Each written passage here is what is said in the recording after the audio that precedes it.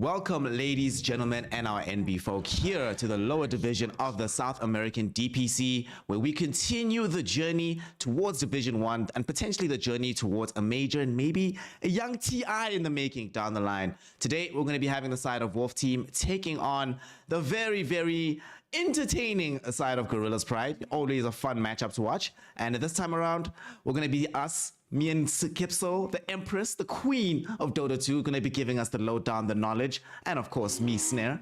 Hello, Kips. How you doing? How you feeling about today's matchup? Hello. This is a very interesting one, actually, because if people have followed this on Twitter or maybe on Twitch, our way has actually had a falling out with our position 5 player, Yadom. So he will not be playing today.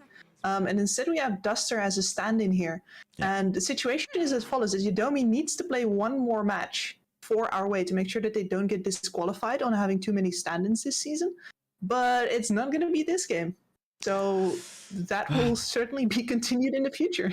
Yeah, it's an ongoing saga, and like you say, it's a bit of an unfortunate one, right? This team came through with an explosive fire through the qualifiers, and it looked like these might be one of the new teams that could easily make their way to the upper division, but they've already lost their opening 2 fixtures, and it's not like it gets any easier from here. And unfortunately, it is the case that no team, not a single team, has ever made the journey from Division 2 to Division 1 with anything more than 2 losses. So they have a little bit of a rough road ahead. And even with the stand-in, Duster definitely has the capability of helping them out, but it's going to be a rough one. It's going to be a rough one. So let's see if they can make it. Let's see if our way rebranded to Wolf's team can keep their way forward as we have a draft. Game 1. Let's see what they got for us. Well, one of the things they have got for us, which is I am always very excited about, is the Tavo Beastmaster. This man can play Beastmaster in his sleep. I had a brief period of drafting on Complexity where we were like, well, he can basically play the Beastmaster in any matchup. It was also a very good patch for it. And we just decided to pick his Beastmaster until people started banning it first too. Just like, we can first pick this always, but we don't necessarily need it. So we take it until they get sick of it. And here, our way grabs it in the first phase. He does not care about the matchup. He's going to build himself a nice Helm of the Dominator into a Helm of the Overlord, and Gorillaz Pride is going to have to deal with all of that push. Whether they like it or not, it's just a situation you're going to have to be accustomed to. Of course, Kara on the Beastmaster, on the Tidehunter, on the other side, will at the very least be able to diminish some of the capacity of that push. So if they do have a good enough lane for him, they can just position him such that he can counter out Tavo. But Tavo, we've seen also in the past being able to deal with these Tidehunters as well. So definitely somebody that we should be keeping our eyes on. The one hero I do want to keep my eye on here, Kips, and I wanted to ask you about this. I've been seeing this more and more, and each time I see it, it looks crazy dominant, and I ask myself why we don't see it more often. This Tusk with the Tidehunter combo. Together, these 2 heroes, it's a crazy amount of aggression. I've been seeing so many ways of ensuring that Ravage does come out in the fight. If you don't have confidence that Kraken Shell will save the Tidehunter, you go in with the Snowball, sort of also bridges the gap between having Blink Dagger and not on this side. And it feels like this is just such a good duo together. Why don't we see it more often here? And not just in South America, but in general, these 2 heroes being duoed in the same way. I think it mostly has to do with the fact that the Tusk on a position 4 is not that popular. You don't see as many 4s that go in nowadays. I think we've had this discussion before, actually, where we are having these Earth Spirits, these Tusks that usually sacrifice themselves on the go again. It's about a 50-50 if you're going to come out of the fight alive. That's a big amount of money and a big amount of risk to take as a team. If you could also, pick yourself a Grimstroke or something like that, or a Snapfire who plays much more out of the way of the actual engagement. So I think it mostly has to do with that, but I agree with you. This is a very dominant line, and we're going to see the demonstration here. Grimstroke for a possible double roar, and Alina as well for the possible double Laguna. This is some serious combo power. Yeah, normally of late we've been seeing a lot more that these Grimstrokes play with the Inkswells, but this game we're going a little bit more old school. Double Laguna, double Roar, double Brain Sap. Also something not to take. I mean, you also get double Fiend's Grip here. Jeez, all right. So Overload on the Soulbind combinations here for our way. And I suppose when you are playing with a stand-in, especially on the pos 5 position, you want to firstly give them a very strong hero. We already have the Bane being available, but also you want to make sure that they can slot into the rest of the team as easily as possible. And all of these heroes can have very good setups from the Bane. Nightmare sets everything else up, have a very good ways as well to clear out waves between the Grimstroke and the Lina, so they can extend this game as long as possible. And here for Gorillaz Pride, so we have a preempt of a possible Medusa pick, but we'll also have a somewhat okay lane matchup, some decent team fight control for later. Tidehunter combo with the Cataclysm on Invoker, eventually once you pick up the Aghanim Scepter. But, you know, this Invoker in the matchup, what do you think of this hero pick, and how do you think it's going to slot in for Gorillaz Pride overall? They definitely have the team fight advantage with his Invoker pickup, but his lane is going to be mediocre. Lina, especially if she knows that the side lanes are locked in, so no roaming is coming her way, she can really push that Invoker under tower and punish him for the fact that he simply cannot clear the waves like she does. That said, there is a Tusk over on Gorillaz Pride right there. I imagine that this Invoker with his sustain is going to live through all of the harass, and this Lina is going to play a little bit more backwards, just going to outfarm the Invoker, which is something that Invoker, of course, can do absolutely nothing about. Yeah, sadly, we play Invoker against Lina. Lina just takes everything. You know, just You see life. that sniper ban? Yep. No sniper today. No sniper today. Lost out in here for Gorillaz Pride. They did play with a sniper, and they're like, yeah, you know, despite the fact that, I mean, they're looking at their draft on our way, and they're like, look, we have some very strong heroes for team fighting, but we don't really have much reach. No way for us to get to the backline of the fight. So let's not give them the one hero that utilizes the fact that he stays as far back as possible as a selling point. So good ban, I think, on the sniper. Does mean that now Gorillaz Pride had to sort of decide, right? Are we going to be playing this sort of in-your-face type of carry player, or are we going to lean into the fact that they don't have any reach on the side of our way for Wolf's team? Pick up a hero like Medusa, which is still in the pool, give it Alacrity at some point in the game, allow her to just sit there, hold her ground, maybe even a Terrorblade. But Medusa just gets banned out right now by Wolf's team. And so for Gorillaz Pride, what do you do? Do you lean into that, or do you try and just take these team fights as often as possible and then only have Ravage be your one big cooldown on the map? Yeah, I can see this being a good game for something like a Troll Warlord, for example, where you can just fight. That man has basically no downtime. You're definitely going to have a good lane up versus the Beastmaster as well. So that is a possibility here. And they ban out the Juggernaut. That's the HFN special. Like, I keep on seeing this man pick this hero and win with it in circumstances where I've been like, the Juggernaut feels so bad. You know, he's just there. He doesn't bring anything particularly special unless you're snowballing out of control. Then this guy, the fact that he can both split push as well as sustain, depending on what he wants to do, is really powerful. But you need to be ahead first. Yeah. And HFN is the only one that I've seen take that risk with mixed results. Now that you mention, actually, he's been the only Juggernaut player that I've seen in recent times that where I don't feel like this hero is just an afterthought, right? Because half the time you're right that we see this hero emerge, it's just like, oh yeah, by the way, Juggernaut's in the game, and it's only ever present when there's no other options. And for Wolf's team, now that they are running out of options with their time, they go for this last pick, Chaos Knight for HFN. Okay. So this is a hero that can be very good against Tidehunter. Despite the fact that you do have this Anchor Smash, you lane very well against him, and later on you can get some very big burst going for yourself. Still no reach, but you could still potentially buy a Blink Dagger on this hero. And let me pick your brain about this, right? I've seen the CK come out a lot in the off lane, but I've kind of felt with, especially with how good Chaos Strike is and how quickly you can scale with damage on this hero, I feel like it should be played more often safe lane than it does get played in the off lane. But it doesn't seem like most teams really have the patience to play this hero in the safe lane because it can be kind of finicky, very itemization dependent, not necessarily just easily slottable into any given game. Doesn't always have the best lane combos, but I do think in the games where it feels good, it's way better safe lane than off lane. But I never see teams doing that. Or why do you think that is? I'm not sure, actually, because the few CKs that I've seen in SA and NA have actually all been safe lane. So they agree with you. And I think if you look at the CK's skill set, it's definitely a very hard laner to beat. So it's very tempting to say, right, this guy can initiate, he's tanky, and he's a strong laner. That makes him an off laner. and he brings a lot to the table in that sense as well that you would expect from an offlane. But he's also pretty farm hungry, and of course you don't exactly have team fight AoE abilities, which is something that teams usually lean on their offlaner for. So I'm happy to see it here on the safe lane. They could play an extremely active game on our way here. They have very short cooldowns on all of their abilities, including the ults. They have stuns up the wazoo. Yep. This is also a very nice combination with the Grimstroke CK. I was hoping they'd pick something that can go in and make extra use of that Inkswell, and CK fits the bill perfectly. Absolutely does. But on the other side for Gorillaz Pride, as they rounded up their draft, they went for this Klinks last pick here. So Klink's not a hero that we see all that often. Like, there was a brief period in the sun around and during TI where he was played very often, but since then things have waned down quite a lot. What do you make of the pick?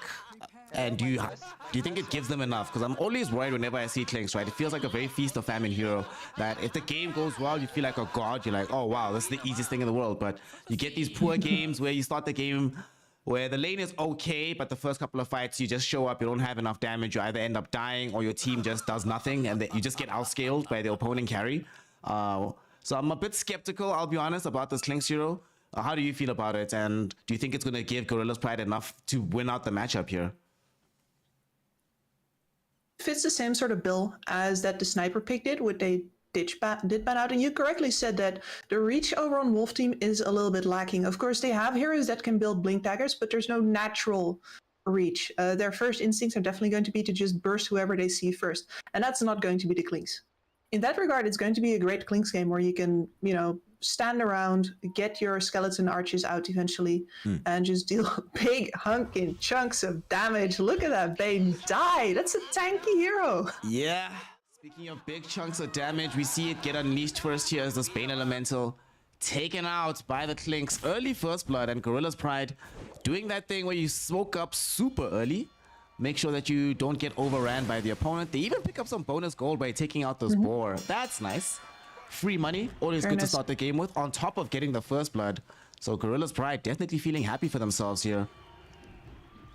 Yeah, and I'm waiting for them to sentry up the camp here. And I guess they want to get as much value out of it as possible, because of course I said before, this Lina is going to be pushing out the wave, clearing out the side camp. You're going to want to block that. G-Pride has not left any sentries yet, and now they actually get booted out. Nice. And not only do they get booted out here, Kips, they might end up losing out on these bounties. They're going to only get one in exchange for the 3 on the other side. All right, so you get the first blood, you get a boar kill, but, perfectly balanced as all things should be. You end up losing out on bounty runes. So we're right back to where we started, basically. Although a slight advantage for G-Pride because, first blood's always so good, especially on a carry hero. This feels good. Dude, that boar kill is so tasty. Especially the experience. This is actually pretty... There is a possibility here for G-Pride to go for the kill on level 2, where they have so much damage if they bring in Tag Team and Ice Shards, plus the level 2 on the Klinks. Yeah.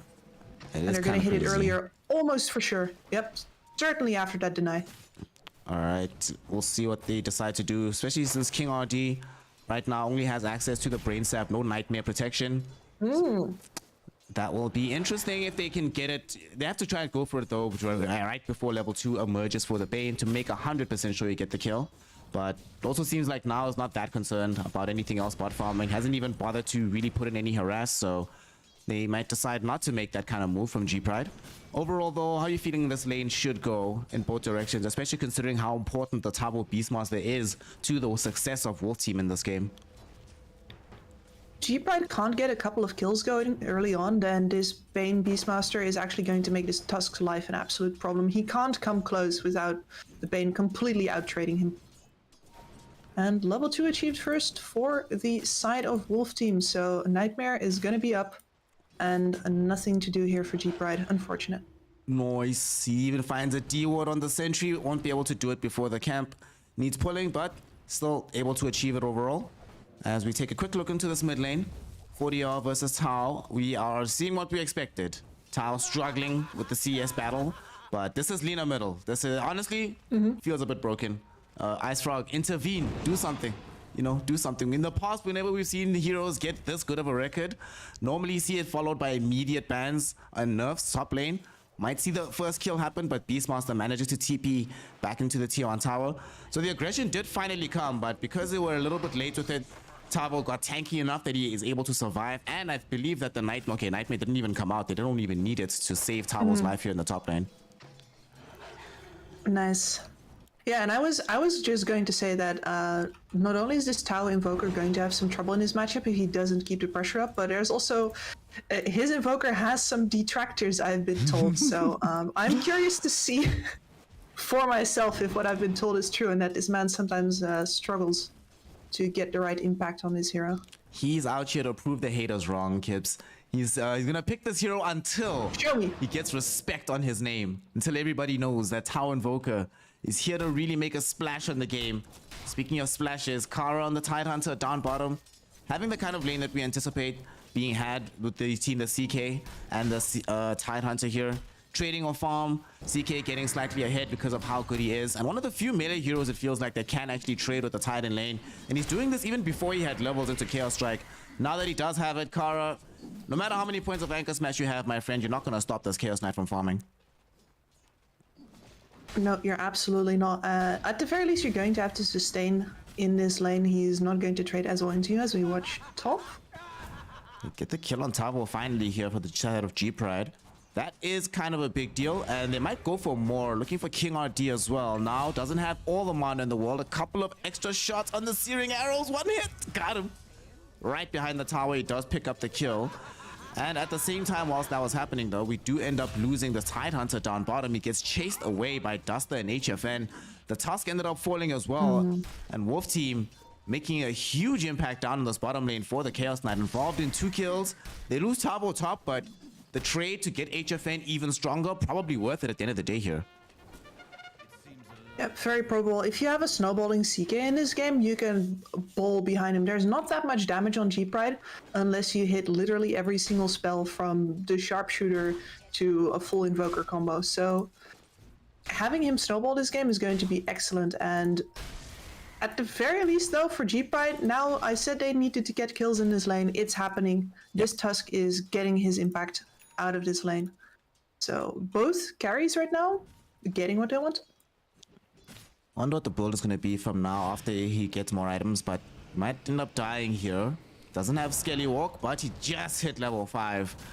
Uses the pocket spell, gets himself out of trouble, as at the same time HFN also took a brunt of damage down bottom, but he's okay. So a little bit of pressure onto both core heroes, neither of them really falling. Both of them will have the requisite spells and healing to get back up. But look at this as well. HFN is level 4, but because of these kills they've been getting top now, is really out leveling him. Gonna hit 6 quite early. So the acceleration of the Klinx's farm can dip into the jungle a lot sooner. And I feel like this Dark Pack spell is also a little bit of an underrated farming tool. People are sleeping on how quickly Klinx can get going with it, especially if he does get it a lot sooner than the opponent carry. Absolutely. Klinx's farming speed, especially because of the Death Pact, really scales with levels, but we're also talking Burning Barrage here, right? Yeah. He's got the Falcon Blade at the ready, so his mana regen is not going to be a problem either. He is, if rotations come top now, he is already ready to move into the jungle, which is kind of wild since it's only 5:50. This man's having an excellent time. Speaking of rotations, the first one's going to come onto this Lina middle. Genek shows up with this Tusk, utilizing the levels attained in the top lane. Unfortunately for them, they get outplayed completely by the side of Wolf's team, but he's not done just yet. Genek really wants to go for this chase. Bushwhack, though, doesn't manage to connect onto 40R. Beautiful plays with the Nightmare there from King RD, as well as the LSA to save lives. And at the same time, they managed to pick up a kill down bottom onto the Tidehunter. Literally could not be a more perfect sequence of events. Get a kill bottom, avoid a kill middle. 40R doesn't even get muscled out of this lane from that rotation. Nope. Excellently done by Wolf Team here. As soon as they see the gank squad come into mid, they go full steam ahead onto this Tidehunter on the bottom lane. He's still stuck on. Doesn't have boots, just the gauntlets, the ring of health. Trying to stick in his lane. Whatever, you're gonna hit me anyway. He's like, just slap me. Do your worst. See if I can. Yeah. Gosh. Born to suffer. It feels so sad. Just want to give Kara a hug. Maybe a little bit of GPM. Not even bothering with. You know how rough life is when the first item you buy for the boots isn't even the boots themselves, but you buy the chainmail first, and they're going back in on Yeah. a Inkswell. Won't be able to land this time around though. Very nicely done by Disma with the bushwhack to keep them away, but also see the first rotation from 40R potentially top. I know he goes back middle. Boring. Got level 7 rates. Oh, but doesn't have Laguna, so can understand why. But he's slapping this invoker silly. That's one of the things that we haven't really talked about, but if you look at the CS difference there, that's pretty brutal. And he is going to be looking to just extend that lead as long as he doesn't get bothered. The side lanes can sort themselves out. I mean, at this point, they don't really need his help at the moment, right? Tavo's doing fine up on top. You are well on track towards getting your phase boots. Helm of the Overlord won't be too far away the way this game is going now. Bottom lane is going amazingly well, so, you know, if it ain't broke, don't fix it. Just keep doing what you're doing. And for Wolf Team right now, what they're doing is working. But at the same time, for Gorillaz Pride, it's only really one lane where they feel terrible. But at the same, here we go. Nightmare, Primal Roar won't come out though. Too close to the tower, so... Good discipline from Wolf's team. They draw in the rotation from Tao. Comes in with a double damage rune. Hoping to make something happen here. Won't be able to find anything as of yet though, because they wisely retreat on the top lane. And Wolf's team, very good usage of this vision. And 40R's like, thanks mate, free damage on the tower now. Awesome. This is what happens when you rotate out in front of Alina. Very unfortunate. And she sidesteps the damage. More clicks onto your tower. Nothing Dismar can do about it. That was very painful for the Invoker. He had an Urnet already as well. He thought he was going to pick up his snowball here. But unfortunately for him, his Tusk just misses the ice shards. And that makes the entire rotation not just wasted, but actually damaging. Yep. It's a lot of gold that ends up getting taken away. And you always hate to see it when an Invoker makes their first big move, trying to get these urn charges, and it fails. It's a lot of time wasted. You know, you didn't go for this immediate Midas build, which I really think he should go for. I've seen a lot of Invokers, of course, recently, and one common thing I've seen is that all the ones that go straight Spirit Vessel lose, all the ones that stop for Midas first win or have a better odd of winning. You know, this hero hasn't been the most successful in recent times. Feels like Tao in this game, especially like with the way that things are going now, especially with how rough life has been for Kara and how much time he's going to need. I think they would hate to be in that position where he's running around trying to force kills and they're finding nothing. And they now have two heroes not finding economy. So would love to see him getting a Midas just to be able to at least buttress that aspect of their game. On one hand, it's true. On the other hand, I think it's a bit of an attribution fault as we watch 40R bounce away from his gank. Because one of the things that happens, the Invokers that get a Midas are in a game where there's enough mid-game damage and they only really have to provide that teamfight control. Invokers that go a Spirit Vessel do so because there's a lack of damage on their team, and therefore there is already a problem that needs solving. And that is true. That is true, as we could see Tabo dying top. And you did mention in this game just the real and really extreme lack of damage on the side of G-Pride. As bottom, Kara getting gone on again. HFN with Duster. The stand-in for the day, really showing his value here on this side of the map. This bottom lane has been a disaster for G-Pride. And HFN is a little bit out of control. Fortunately for them, they have a ton of farm on now, but they're trying to make him get a kill here. They're looking for this aggression, but Disma yet again on point with stopping them from being able to kill the Slinks. Snowball now coming in from the Tusk. They miss the ice shards yet again, so they don't get the kill. And in fact, with the combination of Primal Roar and Laguna Blade, they take out the Tusk instead. Sad times. He went forward. You were talking about why we don't see heroes like this who have to commit their lives whenever they're trying to go for a kill. And that's kind of the situation we had on our hands here. A very good demonstration of why it's not the case anymore. Second missed ice shards. Very unfortunate. Sad times. King RD still alive. How is he doing that and not get the grip? There's no cancel anymore. Oh no. Tip him. Oh no. Come on, where's the tips? Where's the tips? Team? Team? He deserves them. That was beautiful. Imagine being Invoker in that situation where you thought for sure that you're about to pick up some additional urn charges, but instead you just get straight up outplayed by King RD, Nightmare dodging your spells, brain sapping you to stay alive, and then he grips you just from some additional salt. That is... And to make matters worse, 40R is the one that collects the kill on this Lina. Oh, that could not have possibly have gone worse for the side of G-Pride. Absolutely not. And they still haven't had a good chance to go at this bottom tower. Now they do. 40 hours here with the booster travel. I would suggest he gets out of dodge because this tower needs to be broken. G Pride knows it. Wolf Team knows it. And there's the ice shards. Hey, finally lands with some burning barrage damage as well. Some tag team. Hey, we finally make it happen. But it might not come for free though. King RD showing up as well, finding the nightmare. No allies though, and he's already committed the Fiend's Grip and doesn't have any amount of damage without it, so Genek is fine. Still though, very good for G Pride to be able to get that because now they get the tower trade. You don't end up just losing out on map control. Had they not gotten that kill, it feels like the game would have been in a much worse position, but thankfully they at least get to keep things even-ish. Despite still being behind and despite being in desperate need of getting killed on Tau, still 0 earn charges here, and they're smoked up again, Kips, to try and force a fight. Good understanding of the position that they're in this game right now. They need to boot this Wolf Team out of their jungle, and the Tusk is just going in. He finds Tavo. Bushwhack will be there first. Beautiful sharpshooter hit. All right. They finally get some charges for Tau's earn here. Will they be able to utilize it better? Duster gets caught out by this Gush. Soulbind onto the 2 supports. They can't do anything with the double Nightmare. Double LSA. And there's going to be Fiend's Grip coming out on Tau as well. They do end up losing Genek. Kara buys space with the Ravage, but will still end up losing his life. HFN shows up. Inkswell will be there. Not dead just yet as the fight's also breaking in 2 directions. 40R takes out Tau on the high ground, and Kara now completely isolated from the rest of his team. It takes them a little bit of time, but they do find the kill. A triple, in fact, for 40R, who's wound up with 2 core kills and not done just yet. They end up losing King RD, though, now. And Dismar, at the very least, getting that Constellation kill. But Constellation is all it will be at this point. They got a quick pick off on Tavo, but it came at a huge cost. Tier 1 tower falling, and they're not done just yet either. Genek going back in. Tavo will die now with the double kill. Does cost Genek's life. All right. The question is answered. Why don't we see Tusk more often? This is why. You just die every time a fight has to break out. Feels bad for Genek, but at the very least, still setting his team up so that though they end up in the overall lost position, they still trade somewhat in that situation. Yeah, he is basically like a suicide bomber right now. If he can get on top of a target and stay there, then the damage that now does is absolutely incredible. We've seen heroes melt time and time again when that works. But unfortunately, yeah, you don't get to live, son. I'm sorry.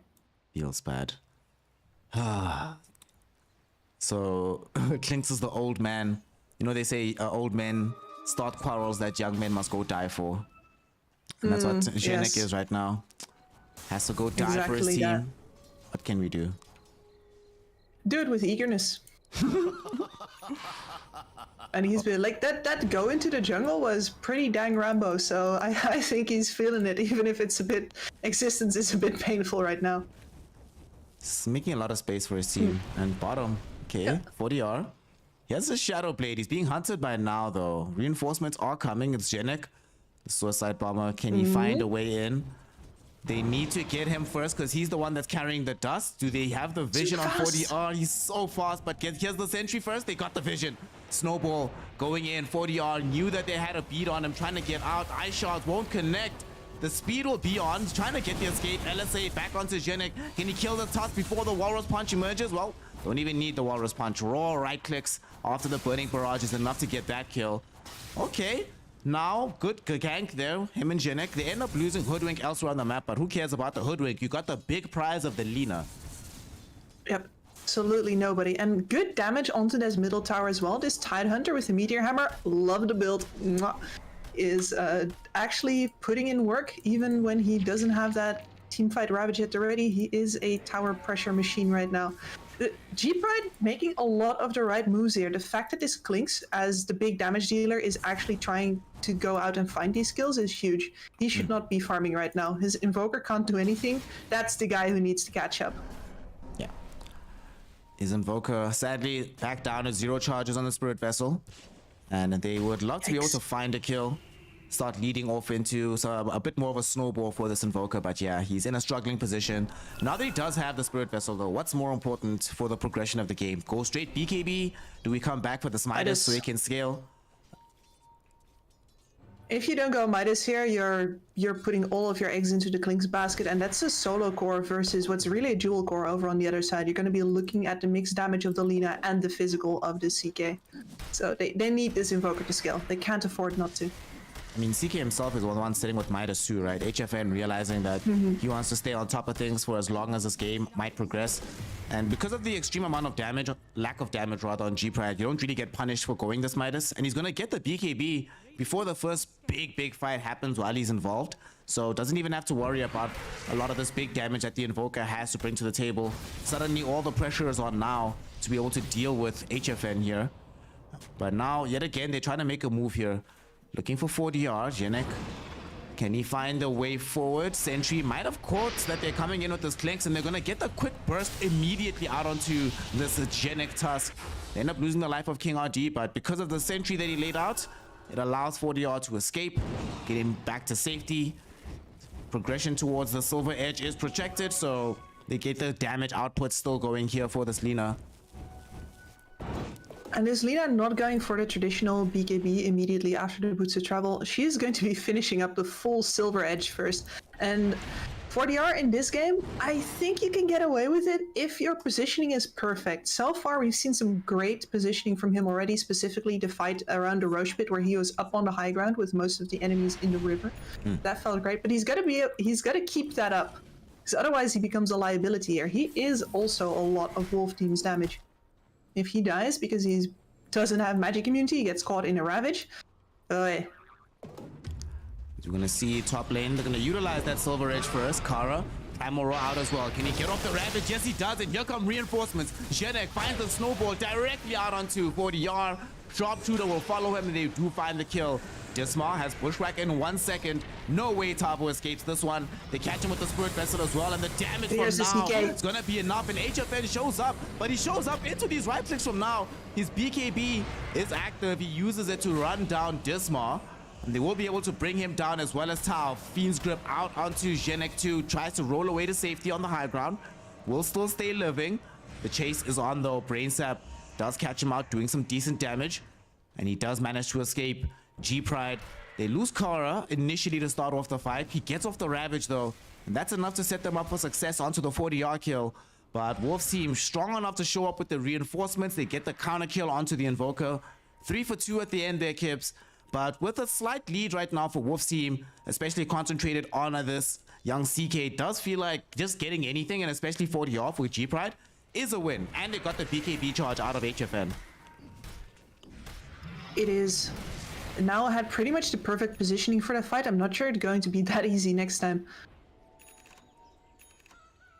At very least they hold their top lane. The Ravage has been expended though, which might be a sign to go back in. Okay, they're gonna go directly first onto Jenek here. At the same time though, damage out onto Tabo. The pick pole ends up dooming him at the end. Now got Nightmate, gets dodged out by Skara. Inkswell out onto HFN, but now it's also revealing a Skadi in this fight. HFN triggers out the second BKB charge, but he actually can't stand his ground and fight. Needs to run away from now here. Tao also showing up to this fray, dropping the Ice Wall, expending another Spirit Vessel charge as 40R cleans up Dismar. LSA into Laguna, and they squash the Squirrel. Okay, trading Tabo's life for the Hoodwink. Yet again, G-Pride will have a trade that they'll take favorably. You know, I'm not even counting Jenek dying at this point. That's just an expectation for these fights. Poor Tusk. And yeah, I agree. At the very least, he's still making way towards this Blink Dagger. Eventually, he's going to be able to go in and save people as well, as opposed to just being a suicide mobber. And he's going to be making that transition roughly in the right moment in time where his buff doesn't matter all that much for the physical damage anymore. Now. Duster. Oof. There's so much damage. Wow, this links. Okay. This could actually set them up for a Roshan attempt here. They have access to all this damage from the Klinks. They're clearing out the vision around the pit. They're going in with the Alacrity as well onto him. And they do have Ravage back online, so they have the ability to fight around this area as well. And Wolf Team, 4v5, I don't think they can come and take this. This is going to be a free Aegis taken right now by G-Pride. It is. They are in no way in position between all of the minus armor from this Tidehunter and of course the Alacrity over on the Klinks. Yeah, this damage is more than enough, and most of those mid-game damage problems have been bridged. Yeah. We haven't seen Wolf Team be able to engage onto this Klinks a single time yet, and that's where that sniper factor really comes into play. They don't quite have the reach, and it leaves now ready to pump out all of this damage every single time without Wolf Team being able to really get on top of him and punish him for it. They keep on just tanking it while they kill his supports. That's not good enough. Yeah, especially with the build that he's going for, right? After this dataless, at some point, even HFN starts being afraid. What you saw just with the Skadi, with BKB, he couldn't stand his ground and had to flee. Going for a Skadi of his own, but definitely not feeling very happy about his prospects. And fortunately, the Spidey sense will help him stay alive here, as a gank is incoming from G-Pride. Now can happily reveal himself. You know, Skelly Walk is expected from this hero. But HFN, had he not gone as he did for this high ground on the other side on the triangle, would definitely be dead right now. Good game sense from the CK. And speaking of him here, Kips, do we have to see him buy Blink Dagger just to help bridge this gap onto now? He's the only one that feels like that can. On this Tidehunter. Bye, Duster. Perfect. Bye. Oh, you know what the worst part is though about that gank? Poor Invoker's not there, so no Spirit Vessel charges for you. Sorry, Tao. He still has to. He still has to. It's okay. At least he has Midas, you know, going for himself. That's going to be something. As now, they are sieging this high ground tower. Putting as much pressure onto the tier 1 as they can. Going down bottom because they found 40R here. Tao actually sets up for this fight. Okay, here's some bonus Spirit Vessel charges. Getting them off the Lina kill. That is a great way for things to go. And he gets the Midas immediately afterwards as a bonus. Kara finds the kill. They don't have to commit anything for that one. It's just a straight up pick off that they find themselves on this Lina. And 40R really feels like he just has this major target on his back. HFN survival seems like it's come at the cost of this constant deaths on 40R. And you mentioned that they are running this dual core lineup, and yeah, they have the backup on HFN, but a lot of damage is lost if 40R is not in the game. And now they're getting chased off of their own triangle. By now, he has no chill. One more hit would do it. I mean... KRD is running for his life. He's like, get me out of here, run, run. Thought Halloween was over. No, there's a Klinks chasing you everywhere. King Art, so sad. You know how you know that Banes are sad nowadays? Whenever you see them queuing up this Ghost Scepter super early, where they're like, yeah, I'm not enjoying this game anymore. Just get me out of these right clicks, yo. Don't let me deal with this. And we almost had a pick off there. They almost found Tavo in the top lane, who I must say has had a sort of somewhat difficult time, and we'll also see that he's not going for the build that we anticipated he was going to go for. Has the Vlads up, but went for the Solar Crest instead thereafter into BKB instead of trying to finish off the full Helm with the Overlord. Do you think that he's feeling that there's just way too much wave clear from this Klinks to even bother with that item? Yeah, bit of column A, bit of column B. It's the Klinks can definitely take down his army, as well as that he has two amazing physical damage dealers. If he meets up with either of these two other cores, right, he just gets a kill with that Solar Crest and the damage boost that's going to give them. So he's got a lot of good reasons to pick it up. BKB, of course, a necessity for him, a necessity for everybody really for the side of Wolf Team. 40R finally getting his BKB. This leader has really been suffering without this item, but now having it active, we suddenly have the opportunity for some TPs out. Of course, if Zhenek the Bomber is available, who now finally gets a Blink Dagger as well. So some items emerging here for the Tusk. He's been sacrificing himself for his team this entire time. The team finally decides to give something back. And they get the tier 2 tower in the top lane with this Aegis, so if they can take control of Radiant Jungle, they could look for this outpost.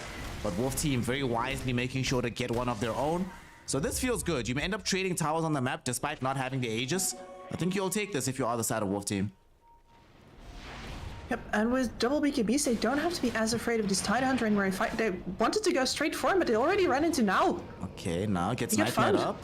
Inkswell won't connect onto him as they also have 40R inside of a Tornado EMP. There's the Blink Ravage coming in from Kara, but there's no follow-up damage as they're first focusing onto 40R. They found that kill. Burning Barrage eviscerates the two supports here. HFN at the very least will get some revenge out onto this Zhenek Tusk, but now finding that he's feeling very, very lonely here.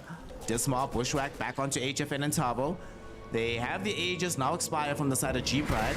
The HFN gets the pullback onto Kara. Beautiful blowing up of this Tidehunter here, but needs to be careful himself. Does still have BKB at the ready. Damage onto Tabo as he gets bushwhacked to a tree. Now able to clean him up. Suddenly, the chase is going to be on. Duster found out with the Sunstrike. One more right click from now. It's going to bring down this Duster Scrimstroke, which is a dieback. Only survivor of this fight is going to be HFN here for the side of Wolf Team. And he didn't have to pop BKB that entire engagement, but at the same time, everybody else dying. You know, you trade your BKB charge if you could bring everybody else back from the dead, and G-Pride take yet another good fight for themselves. That was an absolute disaster. If they just have detection at the start of that fight, they can finish off now where he stands. You just pop both of the BKBs, Ravage does nothing to you, you Fiend's Grip now and then stun him afterwards with Alina. Like it's but they don't have the detection. They just have to wait until he shows himself, and in the meantime Alina walks on into a target that she can hit and gets promptly blown up for her troubles. This was one of the worst possible ways they could have taken that fight. Yeah. And 40 didn't use BKB that entire engagement. Was very reluctant. He didn't want to, right? Like he's like, well, Ravage is down. They've already snowballed onto me. You know, what's the worst that could happen thereafter? If I was him, I'd be pretty frustrated actually. You can see by the way that he played that fight that even when most of his team was dead, he's like, I can handle most of these guys. I wish I had people to hold them still for me so I could hit them. Daedalus now up. Those are dead.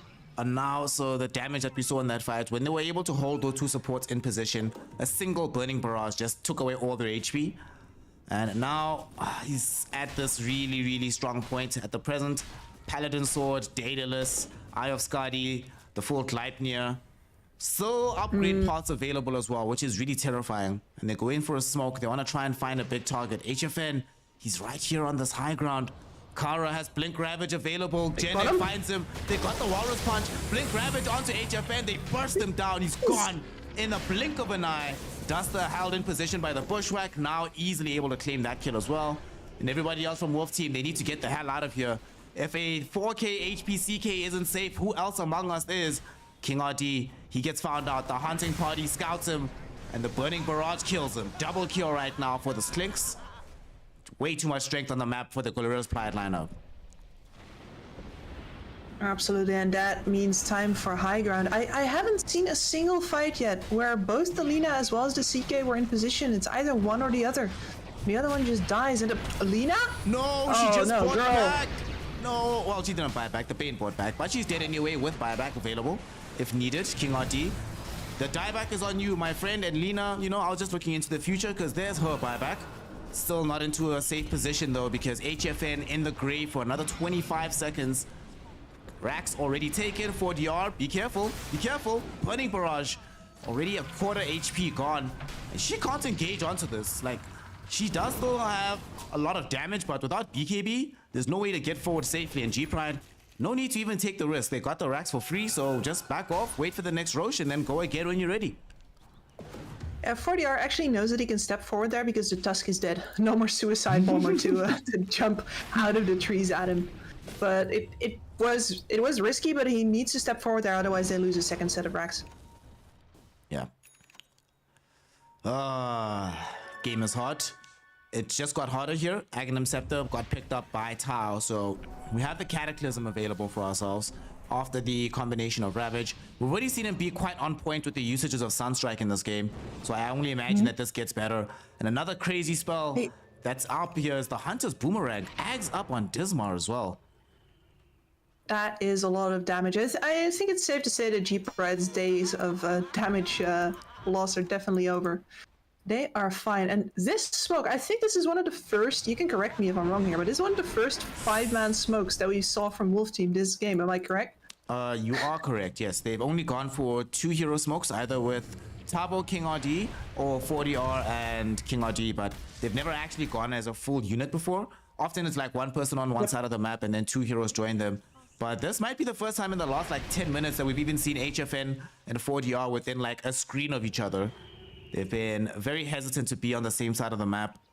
Sadly, this might be coming a little bit too little too late, because now they're going to struggle not just with damage, problems from the side of G-Pride, but damage output themselves. These heroes from G-Pride are getting fairly tanky here, Clips.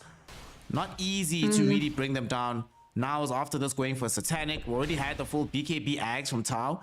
Also a like decent amount of tankability. Kara picked up a Lotus Orb, so a lot more difficult to deal with. So who do they even target? Who does HFN jump on? Especially since they lack Blink Daggers on all of their heroes right now, Wolf Team.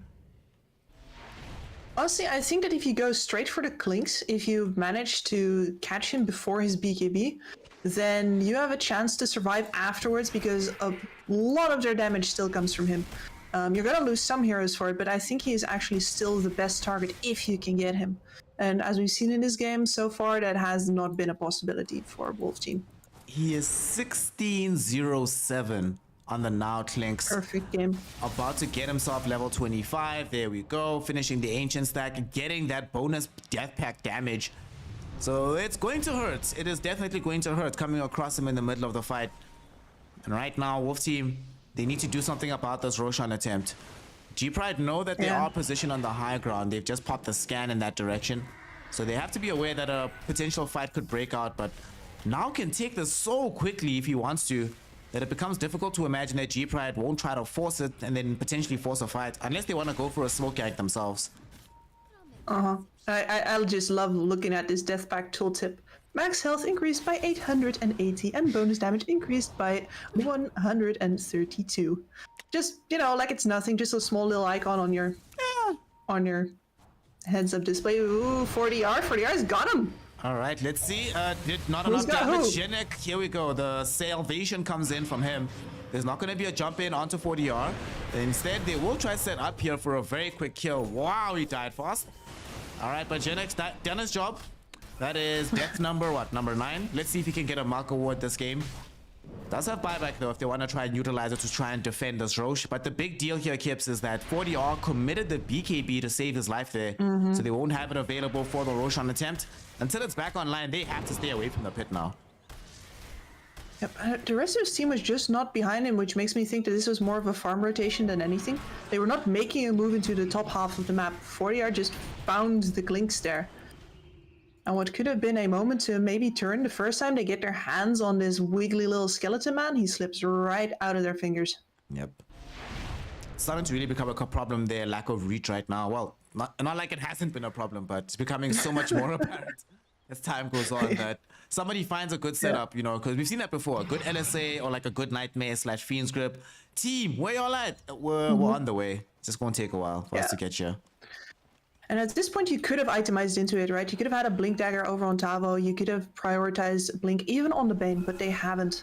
Yeah. And now once again, a smoke from G-Pride. We keep on seeing these 4 or 5-man smokes from G-Pride looking for these team fights with their big ults, with Jenek ready to throw himself like a madman at the enemy. And they're gonna find him. Woo. Okay, Tavo, first casualty of this fight. 60 seconds, no buyback for this Beastmaster. They have to know that Roche is being taken now. So for Wolf Team, the ultimate catch-22. Do we try to fight into the Ravage? 40R does have BKB available again. And we know exactly where they all are. Will I find an LSA? Yes, I will. I get it onto 2.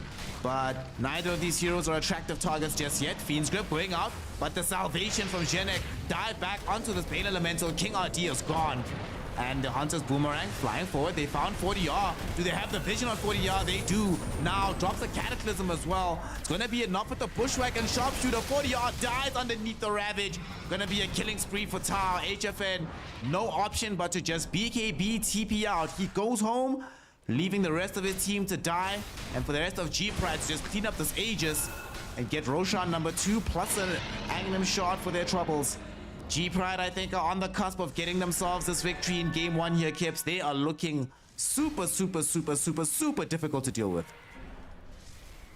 They are, and now has just been playing this perfect Clinks game. Like, there's definitely been some gaps left over by Wolf Team, but I can't help but admire the fact that this guy had his mission, and he has fulfilled it to a T. Yeah. Team told him, don't die and kill everybody. And he's like, okay, I got you. Snare fine. Can do. HFN without BKB. This could be a dangerous place to be. Tavo does have BKB, but can do nothing against the Walrus Punch and right clicks. Turns around at the Primal Roar back onto Now, but Now is unbothered. Has practically lost no HP. He's tankier than the Tidehunter at this point. The two of them are going to share the soul bind between them, but after it's finished, what else you got? Practically nothing. 40R still in the grave. And they're doing their best to try and halt this push. And I think Wolf Team have done enough that G-Pride can't actually end this game right now. And they haven't gone for the second lane of racks.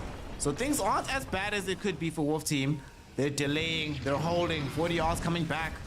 Now stunned up again. They're just wasting as much time as they can.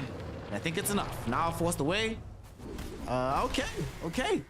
You know, game has been very good. They fought perfectly, but they still struggle to come up onto the high ground. When they get their opportunity, they get a little bit greedy, going for the jugular instead of taking another arm. And as a result, Wolf Team, although they've lost the fight, they're not completely out of this game just yet. They can definitely still take a stand. Like, we have only seen one attempt at a proper team fight with both the Lina and the CK so far. The Lina wasn't actually in a good position. And you could see 40R curving all the way around the Roche pit, trying to find an angle and failing to do so. But on the high ground, things are a lot easier. You have artillery, frontliners. It's very clear where the front line is because it's the stairs. And you can lay him down. Now, they're not fighting inside their base right now, though. Yeah, this is not a safe place for them to be, as now it's just running headlong, looking for King Archard, so some additional statues coming out. Tabo found the roar onto this Genek, as well as onto the Hoodwink through the Soul Bind. So they found two heroes very, very quickly, forcing a buyback out of this Hoodwink. Okay, Fiend's Grip brought back King RD, gets the grip out onto now. The LSA doesn't connect fully. They get the right click damage out. They really are wanting to go for him, but they don't have the reach. HFN can't get there. And now turns with the Burning Barrage out onto 40R. There's no BKB, but now has his own BKB. Right-clicking down the Lina. She's going to end up falling. They do take out Tau on the backward side of the fight with HFN. But HFN now completely isolated. Meteor Hammer drops down onto him. He's got some Burning Army statues around him with the right clicks. Will end up falling. No buyback for him. No buyback for 40R. Duster hiding in the trees behind the tier 2 tower, but definitely going to end up dying. Burning Army statues come out again here for now. 4 heroes gone. None of them with buyback. Tavo the lone survivor of that fight, but now G-Pride, even though it was a bit greedy to go for the jugular last time, there's nothing to stop them on this go around. As Wolf Team even throw in the towel. GG gonna be the call, and game 1 gonna be Gorilla Pride's. Well fought by Gorilla Pride here. You can see in that last fight, the age is really making all of the difference, where if that one isn't up onto now, they can actually focus him down and kill him. But instead, because he has that, they'd much rather leave him out for now, leave him on low mana, where he can't constantly spam the Burning Barrage, and see if they can maybe kill his team around him. But at that point, G-Pride is just too far ahead, the tide is too tanky, the Invoker takes too much time to hunt down, and it's all but game over from there.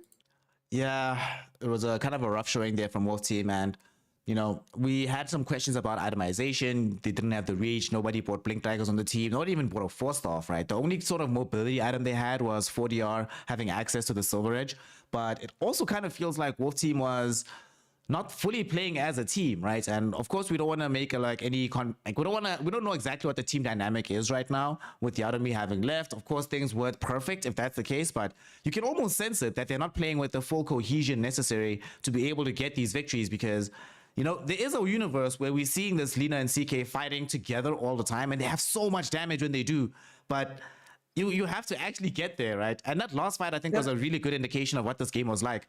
Two separate, the one time in the fight where we do see them in the same part of the map, targets die instantly. Like, the supports had no chance, but literally seconds later, they have a full duration Fiend's Grip going onto the Clinks, full LSA dropped onto him, right clicks from 40R, but HFN just can't get there or is nowhere to be seen at the right time, and then what are you supposed to do? And Gorilla Pride, definitely for them, they'll be happy with the victory, but it's a lot easier to play as a full 5 units than against a team that is not fully on the same page. So what do they do if that's the case for Wolf's team? If they can't necessarily rely on team cohesion, what's the plan going into the second game?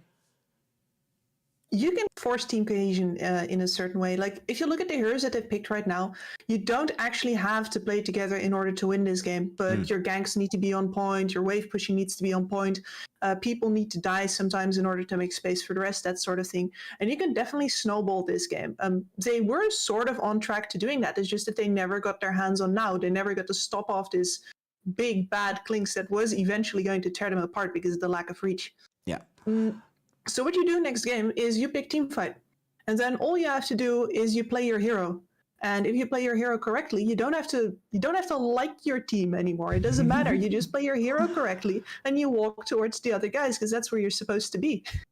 Yeah. So that is the way to, with just a hero pick, get yourself out of a situation that you don't have the time to talk your way out of this right now. So you just pick team fight and you do what you do best. You play Dota. Yeah, I really feel like maybe Tavo as well, they could have picked him either maybe like a Tidehunter, or if he should have built Blink or something this game. That's one of the things that get more team fights, because it really also does come down to the situation where if you can't rely on the team cohesion, execution it's always a variable thing. But if you just pick heroes that have good spells where you can press team fight button and team fight good, then you always feel much more positive about it. I mean, we started seeing at the end of the game there for G Pride that Kara could just press R, Tao could just press the Cataclysm, somebody dies. Awesome, that feels nice. We don't have to really think too much about this. So simplify the game, Wolf Team. Let's hope that's going to be the takeaway from them going into the second one. But for the side of G Pride, of course, they just are jubilant at grabbing that game 1 victory, especially with a literal perfect performance from now. 21-0-10. Kips, both you and I really hate when people just praise carry players, but in this one, Now did a perfect job, didn't he? Actually, there's very little to complain about this performance from the Clinks, right? Absolutely nothing. Great performance in the lane. Great understanding, I want to say as well, from the poor Tusk player in this game, who made a lot of that snowballing from the Clinks possible and sacrificed his life for it time and time again to make sure that Now could use all of those resources to its most potential. And yeah, great job by both of them. Absolutely great job. Gorillaz Pride with an understanding of how to utilize their draft, an understanding of how to bring out the best in their players. They are now up 1 game here in the lower division of the South American DPC. And their record right now as it stands is 1-1. So they still have some very good hopes and a very good shot of getting into the upper division if they win this game. However, for Wolf Team, being 0-2, this is their last chance. If they lose this, there's practically no chance of getting into the upper division. Another season having to battle it out in the lower division might be tough for some of the names on the team given the expectations of the roster. But let's see if they can recover. Let's see if they can recoup. Let's see if they can get themselves the team fight they need in game number 2. For now, we take a small break. This is Snare and Kips bringing you the action between Wolf's team and Gorillaz Pride, and we'll be right back with game 2.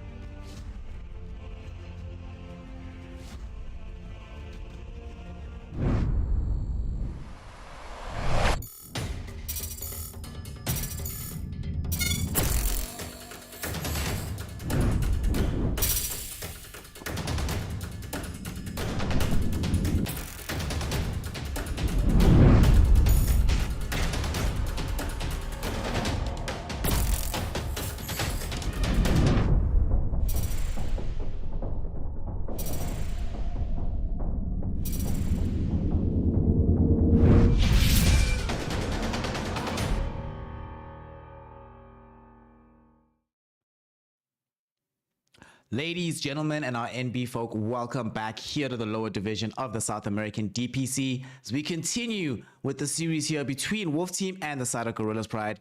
One game in favor of Gorillaz Pride right now, and their journey to Division 1 seems like it's gaining some steam and gaining some momentum.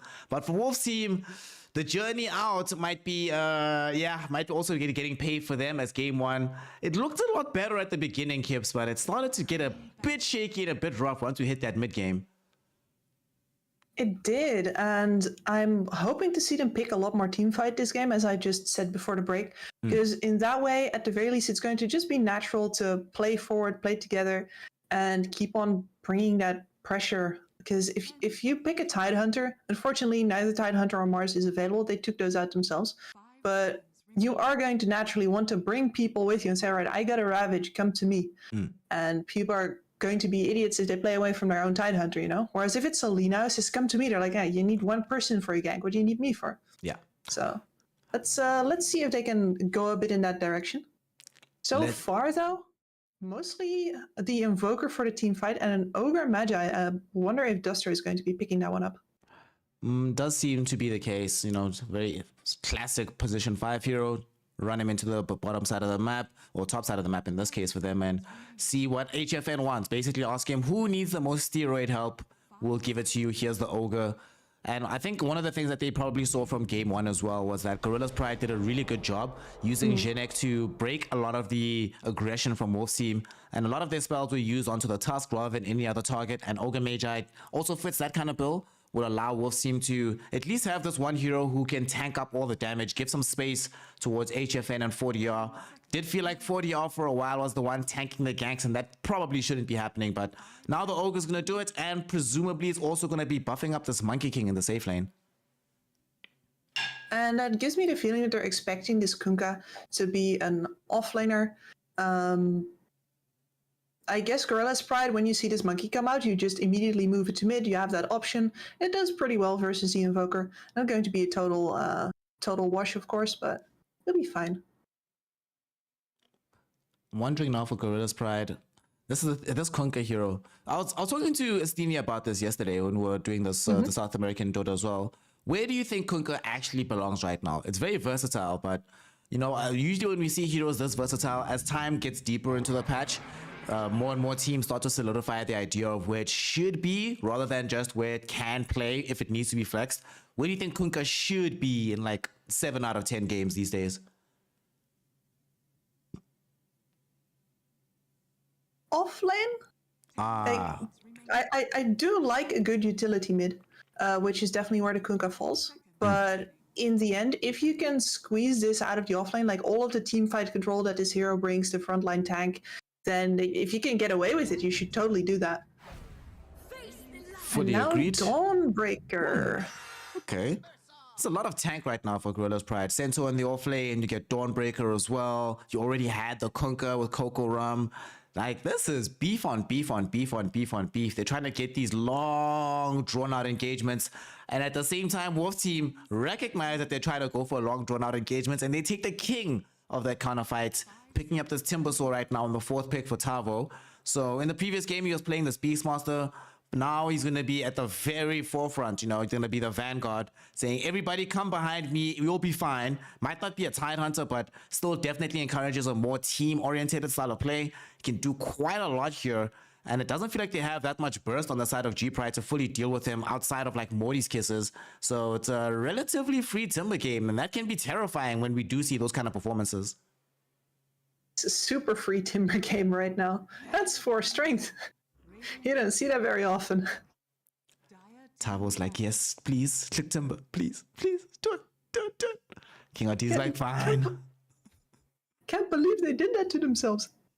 Oof, but... I mean, they really had to pick that here in order to not get it banned in this last phase here. And interestingly enough, I think Gorillaz Pride is saying, all right, you're bluffing with that Monkey King, especially now that we have the center up here. I'm wondering, actually, if that is even as bad of a matchup. They're just saying you're bluffing, now that I think about it, because Monkey does really well versus Centaur as well. Yeah, it definitely does, right? Because we've seen that matchup before a lot of times in the past. I'm saying it, and I'm like, oh wait. He just wrecks that as well. Why are they banning mid heroes? I Over on mean, Gorillaz Pride. this could presumably also be the case that they run. I mean, people are running TA and Shadow Fiend in the safe lane nowadays. So potentially they are worried about the Ogre Magi buffing those heroes up in the safe lane. That could be the idea here. But there's already a Monkey King who's going to rock either the mid or the safe lane, Kunkka or Centaur. And there's also an Invoker on the board. Our way definitely has 3 cores here that are going to have decent lanes, unless they demote the Invoker. For support Invoker in 2021? Anyone? I would love to see it. Let me not lie. It would be really entertaining. Whether or not it's going to be the case, remains to be seen. We'll see if they do decide that that's the direction to go for. I do think as well that for the rest of the draft right now for Wolf Team, that given how good so many of the matchups are, there sometimes can be complication in deciding what to pick last, right? It might be one of those things of too many options. The way it's sitting right now, it does seem like all they need is a 4 position, but maybe G-Pride are thinking that this could be the 4 Monkey King, and then they still have space for a TASF safe lane. But I'm fully in agreement with you that like the versatility of this Monkey King pick does mean that they would have been better off with different bans. And our way just have pretty much free 2 bans at the end. Take out the Troll, take out the Razor, no anti-carry available, no way to challenge the Monkey King as a core. And with these bans, it's very unlikely that they're going to shift them to support. And now all they have left for themselves is, of course, their own carry pickup. You could think about a Terrorblade here. It doesn't feel the greatest versus the AoE of the Invoker and the Timbersaw. But at the same time, you have a very nice matchup versus the Monkey King. TB versus any melee feels good. Can stand in his ring moderately long, even. Ursa, maybe? I was thinking of... Sorry? Ursa? Oh, it's banned. Never mind. Bans. No, there's 8 carry bans right now, dude. This is why I'm kind of... And then going PA, ooh, this one could go either way. There's this window where the Monkey King doesn't actually have the HP to withstand you, and you burst him before he gets his Jingu stacks up, especially if he doesn't have an MKB yet. But the moment he gets the MKB and he tanks up a little, especially if the Ogre Magi here, for example, gets that Fire Shield is really good versus Phantom Assassin. 85% damage reduction on the first 3 hits. That's where she kills you normally. Yep. So... you're going to get to the point that he's going to turn every single fight around on you. Late game Monkey King versus Phantom Assassin is actually pretty Monkey King favorite. I do not enjoy this pick. Yeah, I also generally tend to feel that whenever I see this PA absent having steroids or absent any kind of way to make sure that they get that big burst, you're really over-reliant on her getting crazy farm and very reliant on massive crits in the game. Like you mentioned, they have Fire Shield, Timbersaw. It's one of these wonky matchups as well in the lane. You don't really have a good time against them until you get yours level 6. And of course, you're super reliant on having to buy BKB, Gyro now for HFN. This feels... I do take it back though. I guess you do ban out carry matchups here because this is a support Monkey King, well read by Gorillaz Pride. Props to you. I just think that it's not necessary. I think our way has a fantastic Monkey King game here, and they don't need King RD to play it all that necessarily. That is what surprises me. It was such a good monkey game, right? As a carry, you're gonna eventually build MKB. You have a really great time in all of the lanes, no matter how you decide to go about it.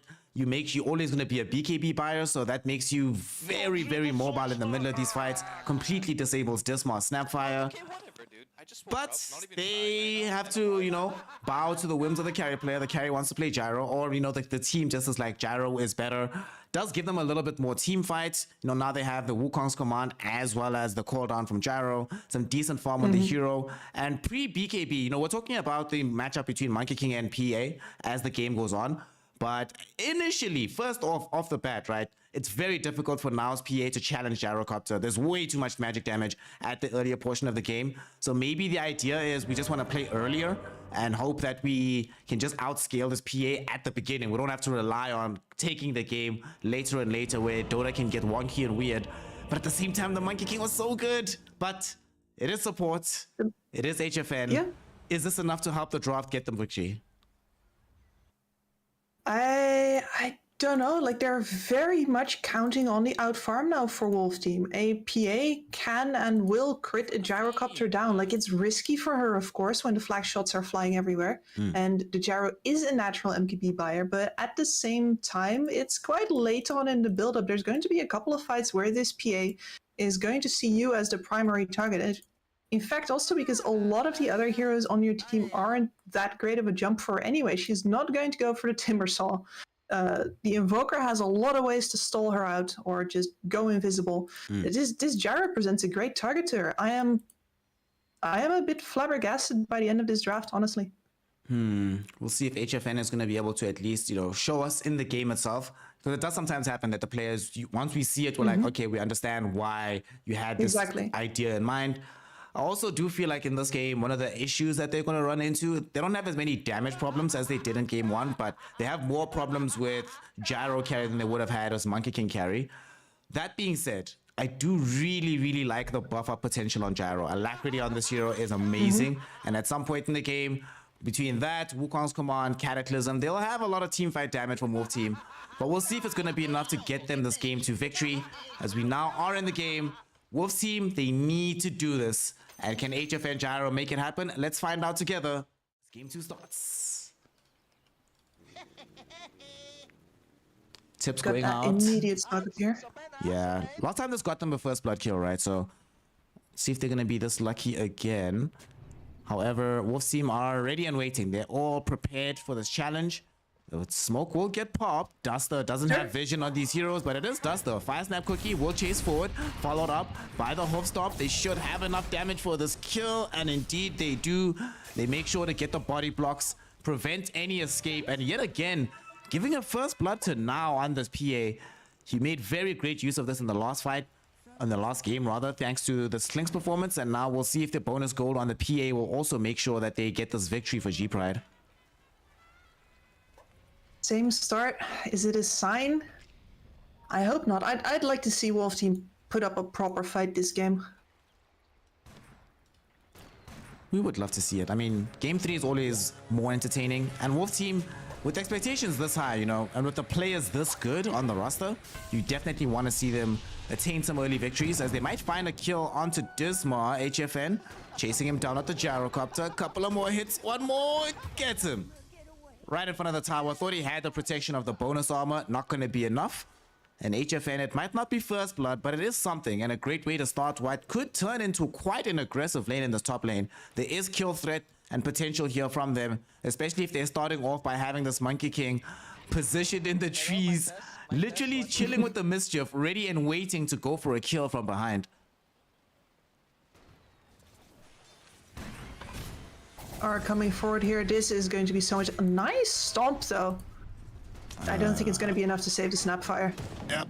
Fire Snap Cookie doesn't connect onto King RD, so he's easily able to throw out that Bouncer Strike. HFN picking up the kill there. 2 for 0 early on for him. And they're keeping King RD around. Boundless Strike going to be on cooldown for a very long time though, so they don't have the easy way to stop Kara in his tracks. However, they're putting out this pressure, and they don't mind doing this, right? Because on the other side of the map, they have a Timbersaw playing into Dawnbreaker PA. It's, not the kind of lane that Timbersaw thinks I'm going to lose out in these first 2 levels. Now the help comes back. King RD ready to ensure that Tavo has a good start to the game as well. I mean, this PA is already level 2, though. They have lost some valuable opportunities here. And look at the amount of damage that level 1 Dawnbreaker deals. It's quite a bit. Chasing back onto King RD. Will they be having enough to kill this monkey? Mischief dodge attempt. Yes. Won't be enough, so they are able to run him down. This is fantastic. You love to see it when the team immediately identifies that, wait a second, we have this level 2 advantage on this PA. We have a lot of damage on the level 1 Dawnbreaker. Let's utilize that. And not only do they get the kill, but that was right after the TP in. So now Tavo has no help. As well. He's getting chased down by Genek. Will he die? Timber Chain away, saves him for a moment, but not forever. Now, able to chase him down. Okay, so HFN thought he's hot stuff with 2 early kills. Now we'll one-up him with 3. And killing spree in the first 2 minutes of the game on a Phantom Assassin. Good times, good times. Good times. And she's level 3. Tavo is level 1. Oh, God. They're just going to kick him out again. Oof. Okay. All right, I take it back. I What take a it back. They disaster. very much mind how things are gonna go down bottom. This is a horrible place to be No, in. you were saying, oh, they're going for another kill on top, and I'm like, oh no, oh no. Don't do that. Oh, Look at this gosh. punishment.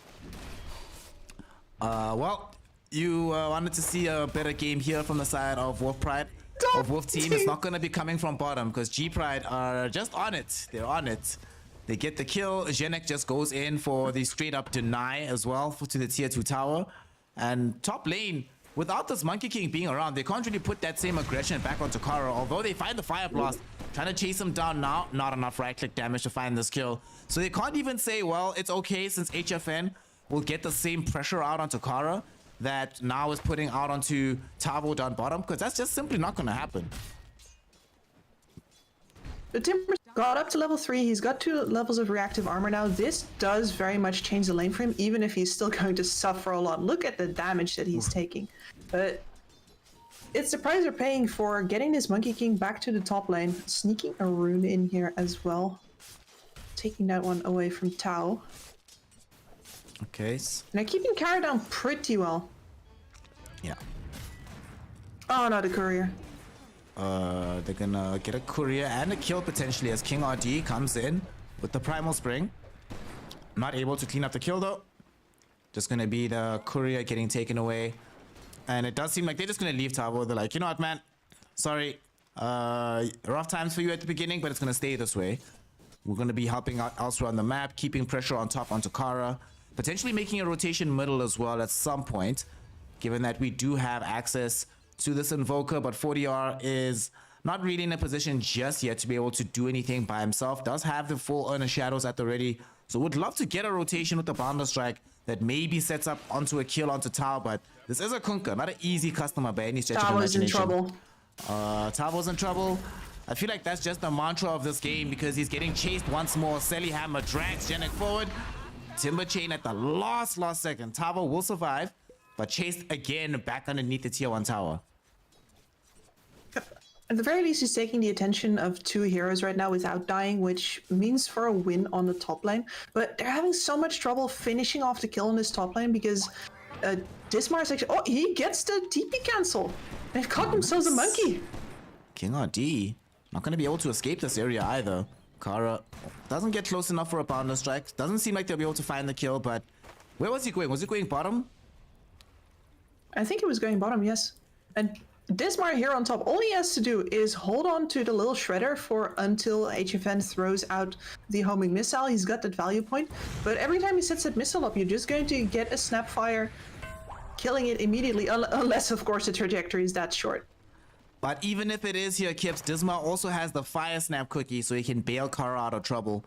So time and time again, despite the fact that they forced Kara to have a dismal CS record at this point, they haven't necessarily been able to close in for a kill. But now he might be surrounded. Does the... Ooh. Gets out juked here. Kara has been playing very, very well with the movement. Gonna heal up quite a bit thanks to this Ring of Health. And everything should be fine here for him in this top side of the map. Even though he doesn't have much help from Dismar, because Dismar's doing the right thing, stacking up these jungle, making sure that when the PA does pick up her Battle Fury, she'll have a place to take her time and get a lot of farm for herself in a short span of period of time as well. And I wonder if this PA is going to go Battle Fury. No. Actually, we've seen a lot, including a Matumba Man game, which was played just before this one. Very enjoyable. I always like seeing Matu crit people. So there's a possible different build up here as well, but nonetheless the PA with her blur always able to take these stacks regardless. Yeah. Tao has the first rotation of the game and trying to get onto Duster here, should be able to cancel the CP out. The haste rune does go towards positive. Oh no! What a tragedy. And now there is so many people on bot here and he's juking most of them, but he can't do that forever. No, he cannot. He's gonna try though. Magic Wand comes out and they've already killed King RD. Are they turning? And 40R getting ran down by Genek now, getting himself away from Tavo. Tavo missed with the Timber Chain and they get the dust out. They need to be careful about losing 40R and they end up losing the Invoker to the Dawnbreaker, who gets a double kill from this rotation. Yeah, you got the now PA, but at what cost, Kips? At what cost? The cost of your dignity. That's a level 7 invoker dying to level 4 support who almost cracks level 6 off of it. That is amazing. She's definitely not level 4 anymore. Having a great time now thanks to that kill. Absolutely wonderful. And Tavo, at the very least, won't get muscled out anymore by Jenek. In fact, gonna try to do the muscling back himself. Not enough damage. Can't do anything here. But that's level 6 now on Jenek. Hey, I mean, thanks now. Hashtag space created, says the PA. Those jukes though from now, that was some fancy footwork if I've ever seen it. I am greatly enjoying this guy's play so far. Now's been on it, and Now's also doing what you were talking about, not really going for this Battle Fury build, opting instead for this Maelstrom, has Orb of Corrosion. If you go for this build, do you still require Desolator as well? Because you know the build up with Battle Fury is often with Deso, so even if you skip that, you still need the Deso for that individual damage. Yeah, the Deso is usually still part of the build-up. You can fight before it and go a BKB just with your Orb of Corrosion. It is nice minus armor already, especially if you also have a Snapfire on your team with a little Shredder. It is possible to fight earlier if it is necessary, but of course you'd rather not do that. Top tower getting sieged upon right now as 40R shows up with King RD already in the trees. EMP with the burn, Bounder Strike after those Primal Spring brings Jenek very, very low. And can they kill him before the Solar Guardian? I mean, they kill him during it, it's fine. So the spell's been used, that was kind of hilarious. Like, moved one screen, came back from the heavens into the grave. That was, I don't know if you've ever played Morrowind, but there's, right at the start of the game, there's a guy who falls out of the sky to his death in front of you. I had to think of that. Oh, just minus the terrifying scream. You know, there's a throwback to the days when Bethesda made good Elder Scrolls games. Hell yeah. You know, instead of just making Skyrim one environment, copy pasted, call it Game of the Year. Top lane. Skyrim was quite innovative for its time, but its time was 10 years ago. Top lane. What do you make of this push here with King RD just sitting around sapping experience? They're doing this, but they are losing out on pressure in this mid lane. They find King RD though. I won't be able to get the kill thanks to Jenek. But feels like the trade is one that Wolf Team is happy to make if they can get the tier 1 tower middle. For now, it does seem that they should be able to find it. So, was that a TP cancelled by themselves or did they use Bounder Strike? All right, King RD used Bounder Strike to ensure that they couldn't come back middle. And they get this big trade. So Wolf Team will gladly allow this to happen on the map. That feels really good, especially because the entrance into the enemy triangle area for the Radiant, so getting to the Diamond Triangle, is going to take them so long to smoke into there, and that is where HFN is going to live and thrive. He's got himself the Falcon Blade build up actually right now. Interesting. Right now you always see the Dragonlance into a disassemble for the Aghanims, but going a bit of a different route. Definitely still gonna go for the Sags. How far is he? Just needs a point booster. Well, actually needs more than that. Seems like he's still on route, about halfway through. Just wants the point booster first before he gets the rest of the components. But yeah, a little bit peculiar to see this build, especially with how good the D-Lance is right now. You can get the multi-disassemble into both Ags and BKB. As we now see them try to go onto Tavo, but it's Tavo. You know, the days of the laning phase are over, gang. We're not just gonna bully me anymore. I am now a level 9 Symbiosaur. I've got Hood of Defiance. I've got Raindrops charges. I've got Soul Ring. Just try it and see what happens. This is still an insane Timbersaw game. As much as I was confused by the core matchup, it might very well be that Wolf Team just said, like, yeah, you know what, Tao is a monster. We don't care what else happens here. Gonna see him reveal his monster side onto Tao, who's being surrounded by 3 heroes here. 40R though, getting jumped on by Now and Jenek, and they take out this Invoker. Tao kept alive by the Fire Snap Cookie, and Tavo losing his life here as he has to watch Duster die in front of him, trying to get himself away, get X back by Tao though. The damage is flying in from Tao, but here comes HFN. The Gyrocopter finally involved in the fight, brings down Tao first and foremost. Homing missile catches out onto Now. This PA is kept in position as HFN goes onto the high ground to look for Jenek. King RD will die, but they get the big prize of Now. Sheared down by Tavo, cleaned up by HFN. Both PA and Kunkka cannot stand the threat of these double cores. And 40R, you know, might have been the one to die early on in the fight, but they didn't even need him for the rest of Wolf Team. HFN just too strong at this stage of the game.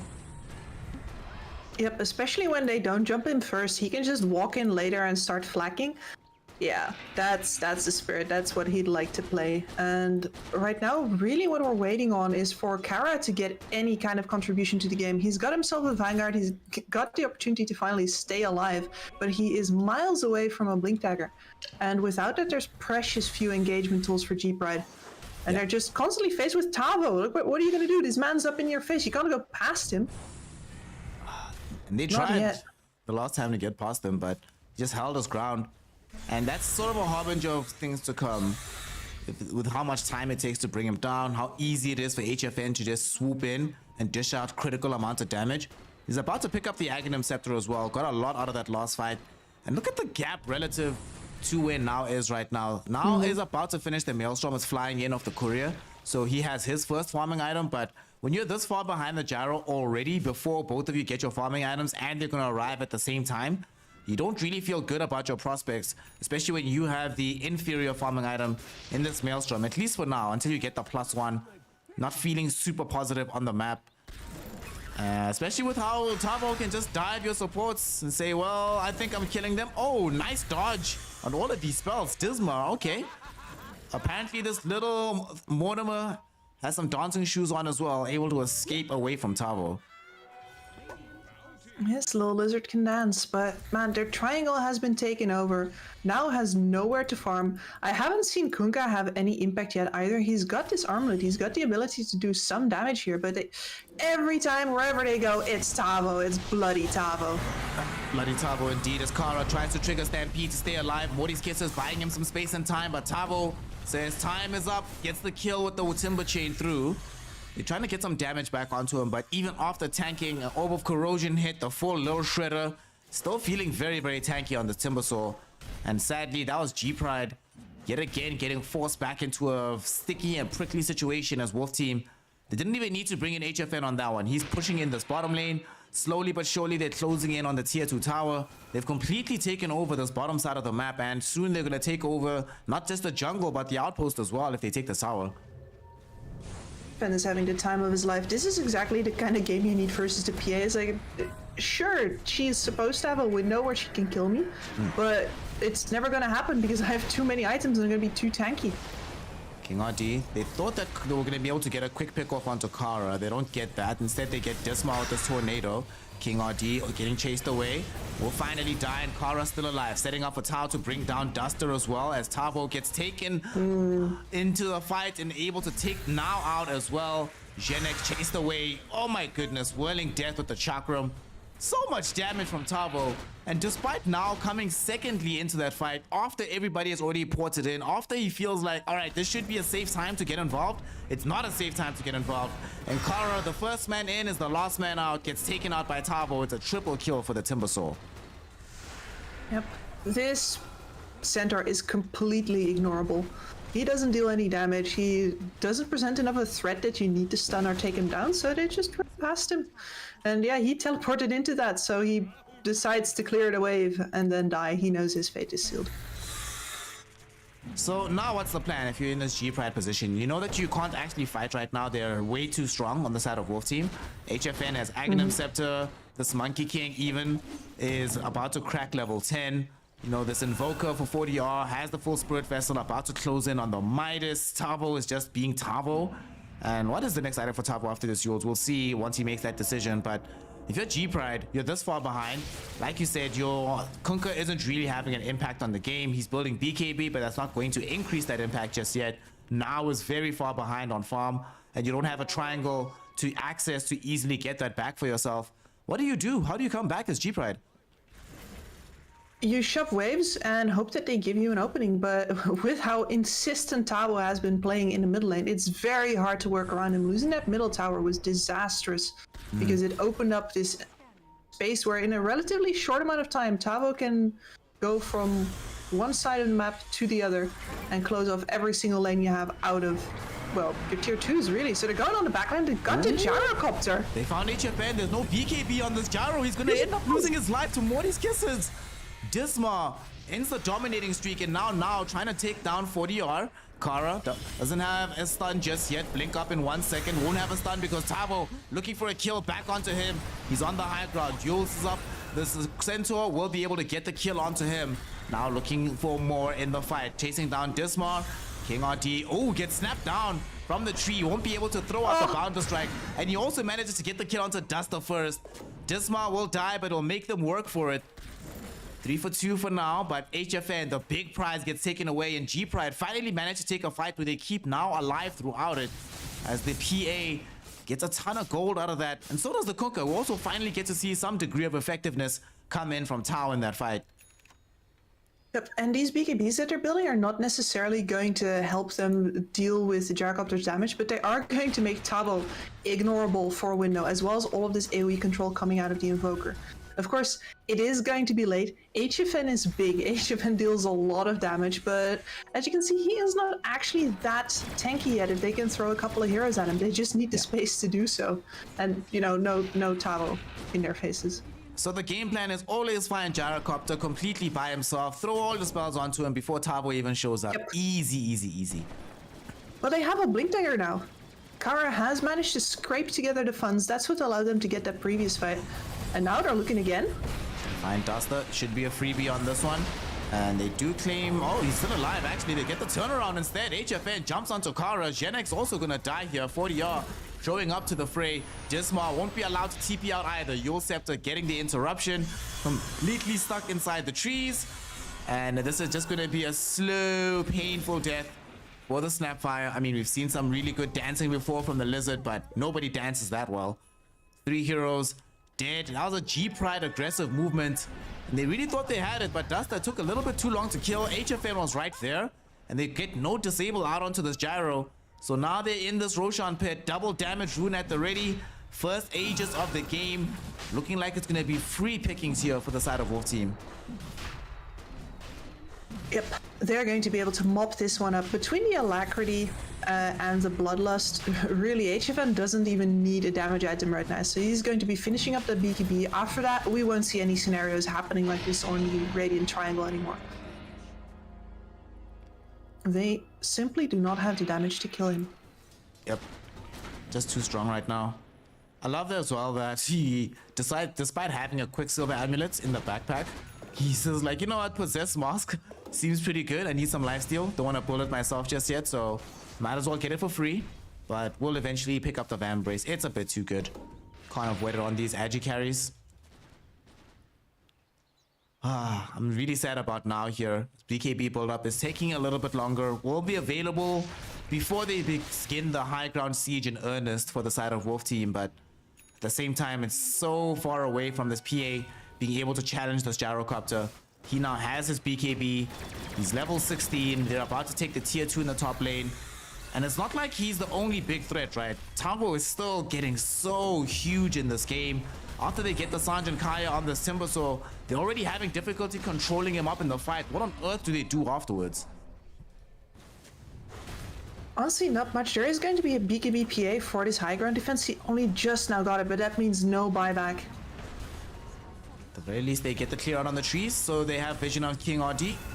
So no free vision here for the side of Wolf Team, but they don't really need it. They're just sieging this high ground by plopping themselves with HFN Alacrity out onto the Gyrocopter. Tier 3 tower is down. Can they get the full lane of racks? They're smoking out. Kara trying to find somebody, but King RD gives them vision. And Kara gets scouted now. Will be able to dodge the tornado, but gets off the stampede. Coming up onto the high ground to stay alive. There's going to be the big burst of damage though. Fire blast into right legs. He's gone. Tavo in front of Tau, and now though, BKB activated by this PA. They're able to zone Tavo back for the time being. However, HFN has achieved the objective. With the Alacrity buff up, he takes the melee racks. King RD getting himself down from the tree as well. And they lose nothing really of value here for Wolf Team. Kara dies. Tavo doesn't. They get the racks. Everything's just all gravy for the Wolf Team lineup from this. And this is their draft just really coming into their own right. It's Tavo all the way. They can't focus. They can't. It's sort of what the game has been in a nutshell, that high ground fights. Like, they can't focus on HFN even though he's vulnerable, because he has an Aegis and there's a bloody big Timber Saw in the way. They're gonna get this Dawnbreaker as well. I do think that Janek has been playing an absolutely fantastic game, by the way. Yeah, Janek has had yet another good game, I think. Despite the fact that they are in a very poor position right now for G-Pride. Did a lot for his team, especially in the laning phase. That's 2 games in a row that we've seen Janek to go above and beyond the Call of Duty to try and enable his team as much as humanly possible. Sadly, you know, he can't do everything. Still need other heroes to be effective. We still need a BKB from Tao. He's about to pick it up right now. I think after this wave, it should be enough gold. Sadly, though, this Kunkka, we are at the stage where through all these BKBs, now with Sanj and Kaya as well, you know, we don't necessarily have that much influence from Torrents, from Boat. Would love to have damage instead, but we just don't. Tao is not really able to help out. In game 1 was a really huge damage provider with the Invoker, but here in game 2, feeling very lax in these fights and feeling like it's all coming down to whether or not now can find the crucial target, and Morty's kisses are raining down on that target as well. And the PA is actually saving up for an Aghanim shard here. This is going to enable them to finally kill Tavo, maybe. But at this point, it's pretty late. They have an HFN problem now as well. Yep. Wolf team are gonna utilize this HFN gyro. With 1 more minute of Aegis, they're gonna try and get a second lane of racks for themselves. They're putting out some spells on HFN, trying to force the BKB charge or the Aegis, and they'll force out the Aegis. Does come at the cost of Kara's life, however. And they're strong enough, using Wukong's command as cover, to still stick around, go for this melee racks. HFN still has the BKB to go, and whoo! Tabo! Just, wow! There used to be a Dawnbreaker here, one day, but that day is over. Jump in, here we go. Aghanim shot is out. The Fan of Knives from now gonna be good enough for them to kill Tavo at long last. HFN activates BKB. Will he be able to TP out? Should be completely fine, as they've taken the racks. However, 40R and Duster, they don't have that same luxury. They've lost the Ogre. 40R dragged back into the Fan of Knives. Now gets a double kill off of this. So they get a good fight. This is good proof of concept from G-Pride. However, proof of concept comes a little bit too late to save the lane of racks down bottom. So now you have to deal with 2 sides of the map having super creeps. And now is queuing up the only item that can really save them here. He needs damage, he needs it now. If he doesn't get it, he loses the game anyway. So we are working on the Rapier. Divine. I respect that. Is this a Divine Rapier or a Divine Rapier for this game? Divine, that was a jump and a half. What a risk. Now answer that question for us. Going Divine this game 100%. He doesn't even have a BKB, man. If there's anybody coming out of that triangle, like the area that he can't see, then he's just dead as a doornail. Pretty sure this Invoker isn't there. No tornadoes coming. I'm very confident. Tao finally has BKB in front of the Invoker and the HFN Gyro, able to TP out to safety. Gyrocopter is building into MKB to try and round out this game, aware that the only real challenge to his supremacy is going to be this PA, and trying to remove that challenge to himself. As they yet again go to clean up Janek. They commit the Stampede for this. Don't know why we do that. There's a lot of damage from Wolf Team, and they end up now losing both Janek and Stampede.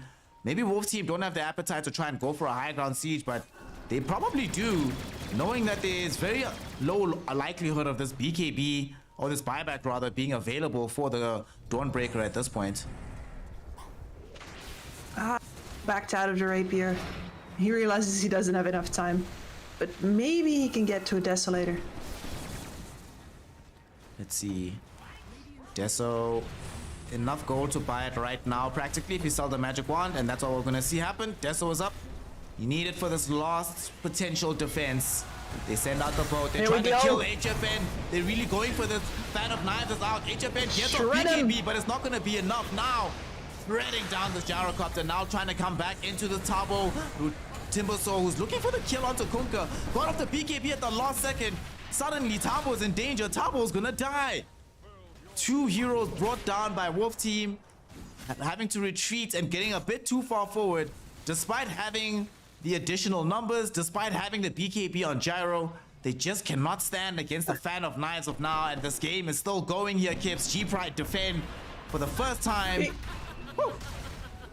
The matchup, dude. This can always still happen. And I love how now every single time I said, all right, I have time until like approximately 30 more seconds before they come at my base. What can I buy with my gold right now that maybe will win us the fight? And he's pulled it off twice now. My gosh. By the skin of their teeth. And now he's queued up the rapier again. I knew you were a baller. Now, doing the right thing. Let's see if they get lucky enough to get a quick Roche respawn. Nope, not that lucky. But they don't need luck. Now it's just all skill at this point. And that fight is not just a big deal for how much gold they got out of it. The experience buff that now got from it, we're getting closer towards having the level 20. And this level 20 is no joke in either direction, right? Either you get the additional evasion, which of course there's going to be an MKB soon from HFN. No one else has that, but what I'm really scared of is even more armor corruption, even more possibility of quickly bursting this gyrocopter down. Gyro, you never want to build armor items directly on the zero. And you don't even have that many IG items just yet either. If you're going MKB, it means you're not going Butterfly, and you're not going Skadi. The only stat item you have is this Aghanim Scepter. It's just simply not going to be enough once you get broken by the Fan of Knives. They've smoked up. Oh, PA walked right into them. Now has BKB. He's fine. He's fine. That's the worst possible scenario for Wolf Team, actually, because that blurred PA can't see who broke your smoke. Yep. She is sitting with the Titan Sliver. Let's see what cool neutral items we have available. Mindbreaker for the Kunkka. Gyrocopter sitting with an Elven Tunic. Got a Cloak of Flames now on this Timbersaw. I like that they've got this Blast Drake on this Monkey King. It can be quite useful. Just trigger it out of nowhere when the team's not expecting it. You have this high ground vision. And King RD's done a really good job of providing that for them, playing this position for Monkey King. Not a lot of damage has come out of him, even despite having this Maelstrom, but when you pick the Zero Pulse for, you're not picking it for the damage, you're picking it for the effectiveness of map control, and he's definitely given them quite a lot of that. Broken several smokes as well from the side of G-Pride. They're grouped up here to see if they can... Would they go for HFN? Oh, they're thinking about it. Ooh. It's really scary times. HFN, the weird part is they will Roshan has have the respawned. damage. Roche is up. Oh no, they were waiting for him. They had a second to do it. There's just not quite enough reach on Takara. And now they're gonna miss out on their chance to fight this Roshan. That's a shame. Yeah, that definitely feels like unless they get the jump far away from the pit, that if you're G-Pride, you don't actually want to run headlong into it. So the window's closed. Now there's an Aegis up on this gyrocopter. Who did they give the rest of the goodies to? That was Roche number 2, right? So who got the shard here? They gave it to the Ogre. So the fire shield is up. You were already mentioning this in the draft, the effectiveness of the spell against PA. And we've already seen how effective she's been in the fight. So having any kind of percent-based reduction gonna make such a massive difference to the survivability of HFN. He's gonna be though, working around with that permanently on. Yeah? as we see Tavo, just the opening up space to make sure that he can't run down Disma on the high ground. Question, right? So Fire Shield, when it gets applied onto you, right, it is a young buff up. It is dispellable. Does Fan of Knives dispel Fire Shield? No, it's not a dispel. It's purely a break. Only passives that are generated by the hero itself, and specifically more like that, passives that are already in the bar at the start of the game will get disabled. Pretty much anything that you buy or in any other way acquire does not actually get this, you nearly got me there. Removed by break. HFN has Fire Shield ready to go, coming up onto this high ground with the Aegis protection as well as the offense of this MKB. And they're looking to end the game. They're looking to get themselves into game 3. Wolf Team, 1 more Rax to go before they pick up these Megas. No tier 3 to defend. Melee Rax is going to be the big target, but they'll just pick up the range for now, just as an appetizer. Wet their tongues with this aggressive posture. And this is the last hold for G-Pride. They do not have an option. No! The cliff comes a second too late. Somebody needs to get tipped for that one.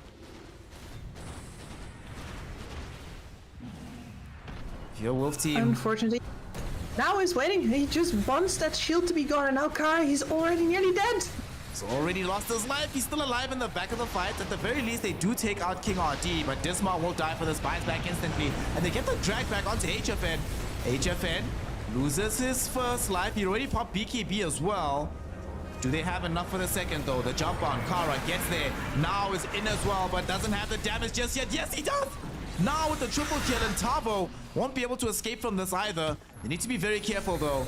They need to watch themselves. Kara dies inside the Wukong Command. Does have buyback if needed. Will immediately use it. Tao jumping, hitting the drag back onto 40R. Kara looking for this jump onto Tavo. They find him. They got the kill.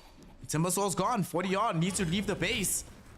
Despite them getting this triple kill, a ton of damage from this PA. She did need to buy back for it.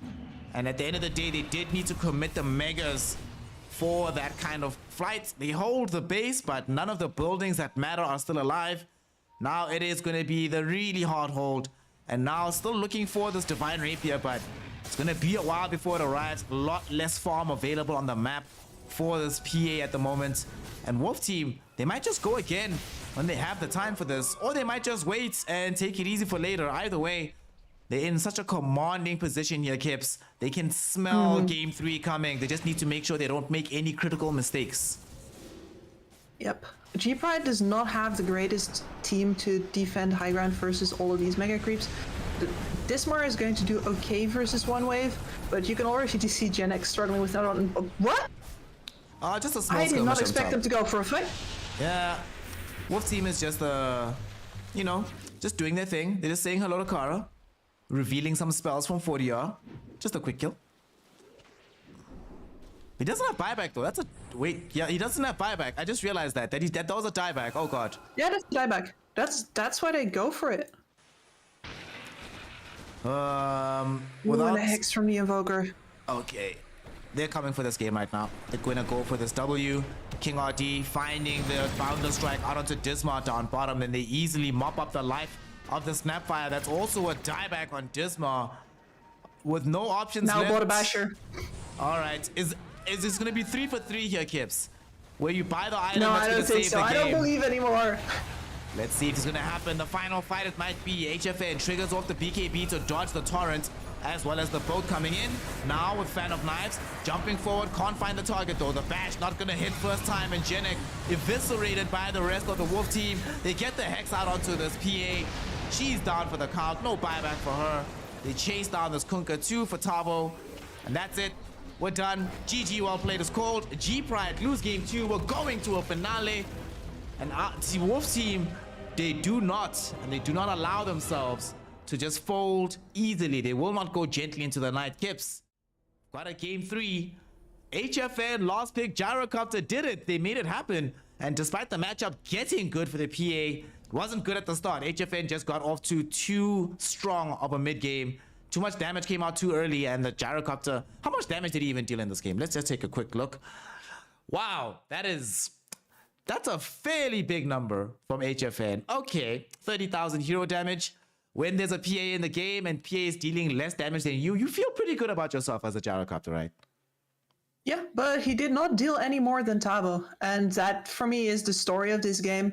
I was so focused on the carry matchup that I kind of glossed over the fact that this was still a really good Timbersaw game, as we saw demonstrated time and time again, even until the late game. This guy was an absolute nightmare to deal with because, yeah you have 4 strength heroes. I mean, and one that relies on minus armor to deal the damage. It's incredible. It is, and Tavo played to his heart's content. And I think this was a very our way kind of way of winning this game, where it's very much people on their favorite heroes. I think these are signatures for pretty much every single one of them, except maybe for Duster here. And they just did it literally their way.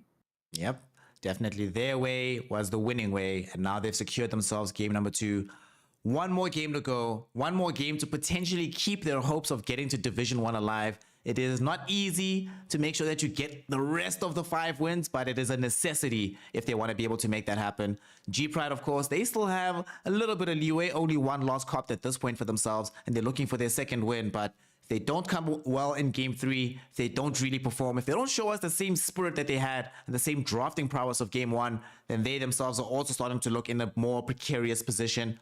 We'll see whether or not they're going to be able to come back, or if the Wolf team, our way, will keep this momentum train going and to snag a victory here to go into Division 1. So with that, game 2 done and dusted in the books, game 3 coming soon. So don't go anywhere. We'll be right back with some more incredible Dota 2 action here in the lower division, South American DPC.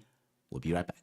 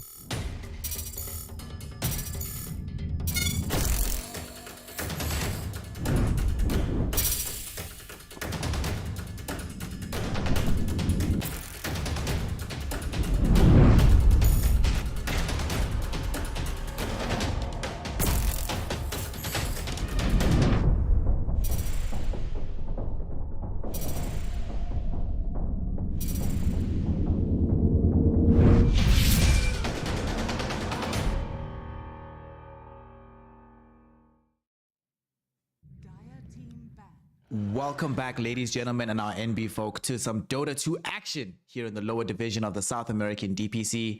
We are in for the finale. Game 3. We all love Game 3. Nobody likes a 2-0 stomp.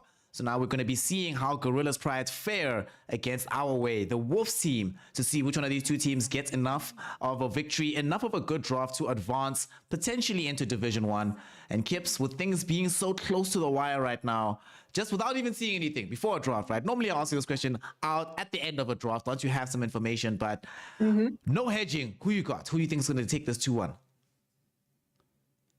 As much as Arway has the names, Gorillaz Pride has the ambition right now. I've been loving Nao's play as a carry throughout the series, doing everything possible to drag these games over the finish line. And that's just a kind of attitude I like to root for. So give me Gorillaz Pride. All right, Gorillaz Pride, you just have to make sure you give us a good draft. So let's see what you got. And they started off by stealing the Snapfire and also taking the Beastmaster. Normally when we see Snap Opener, we sometimes see the Tidehunter paired with it. But of course, in this series, Tidehunter will never emerge again. Already banned out in the opening 2 by the side of our way, the Wolves team.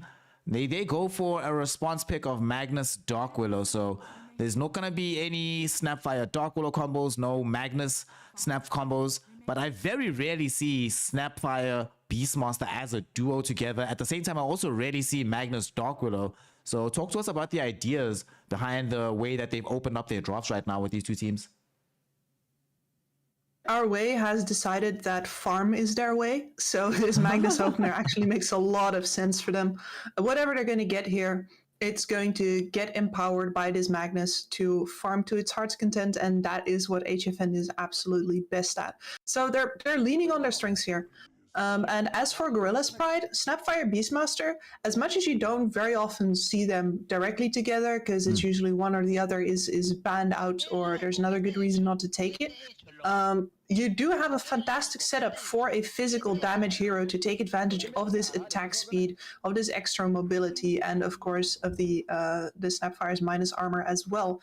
So this is a pretty great setup for both sides actually to empower the kind of carry player that they have. Our way for a farming carry, Gorillaz Pride, a ganking, fighting carry. Absolutely.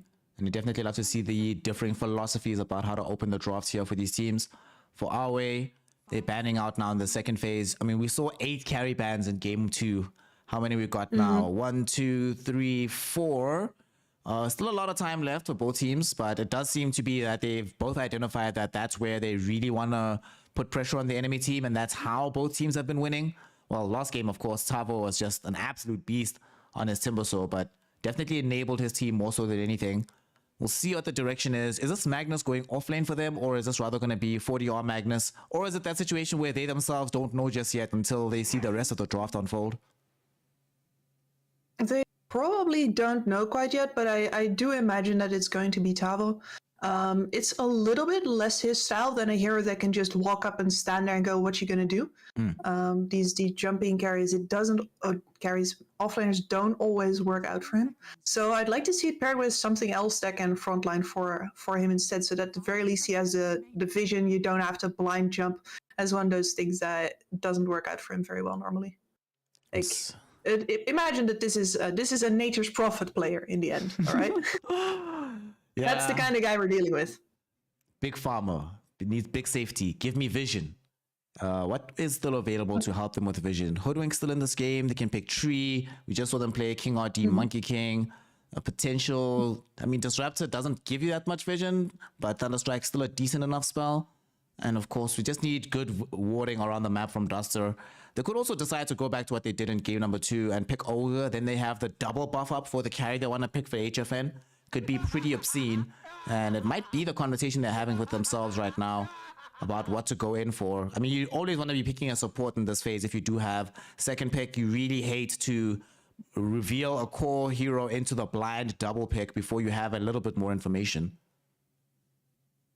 I really like the idea of the Duster Tree and Protector until I realized that there's already a Beastmaster on the field and you just don't actually get to be a tree in this game, or at least not in your lane.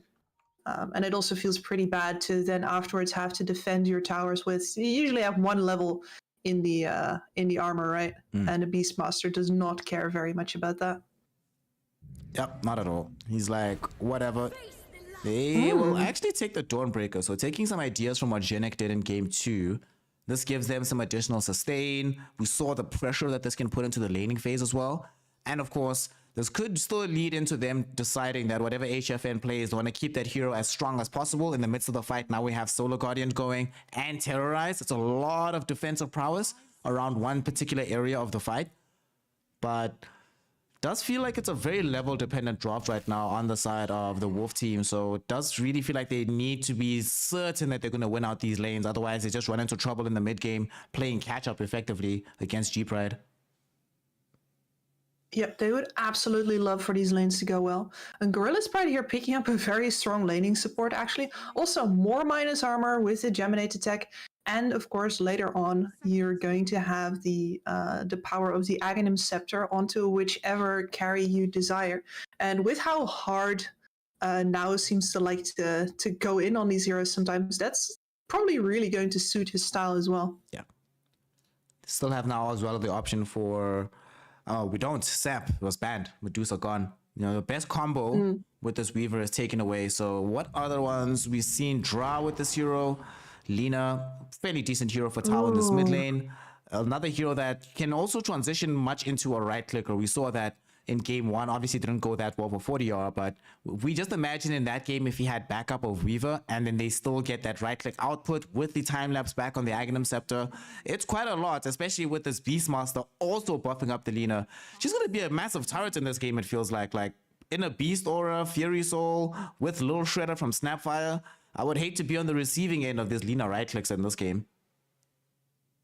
Absolutely, but isn't it funny how Gorillaz Pride lineup now mirrors the first lineup that Arway had?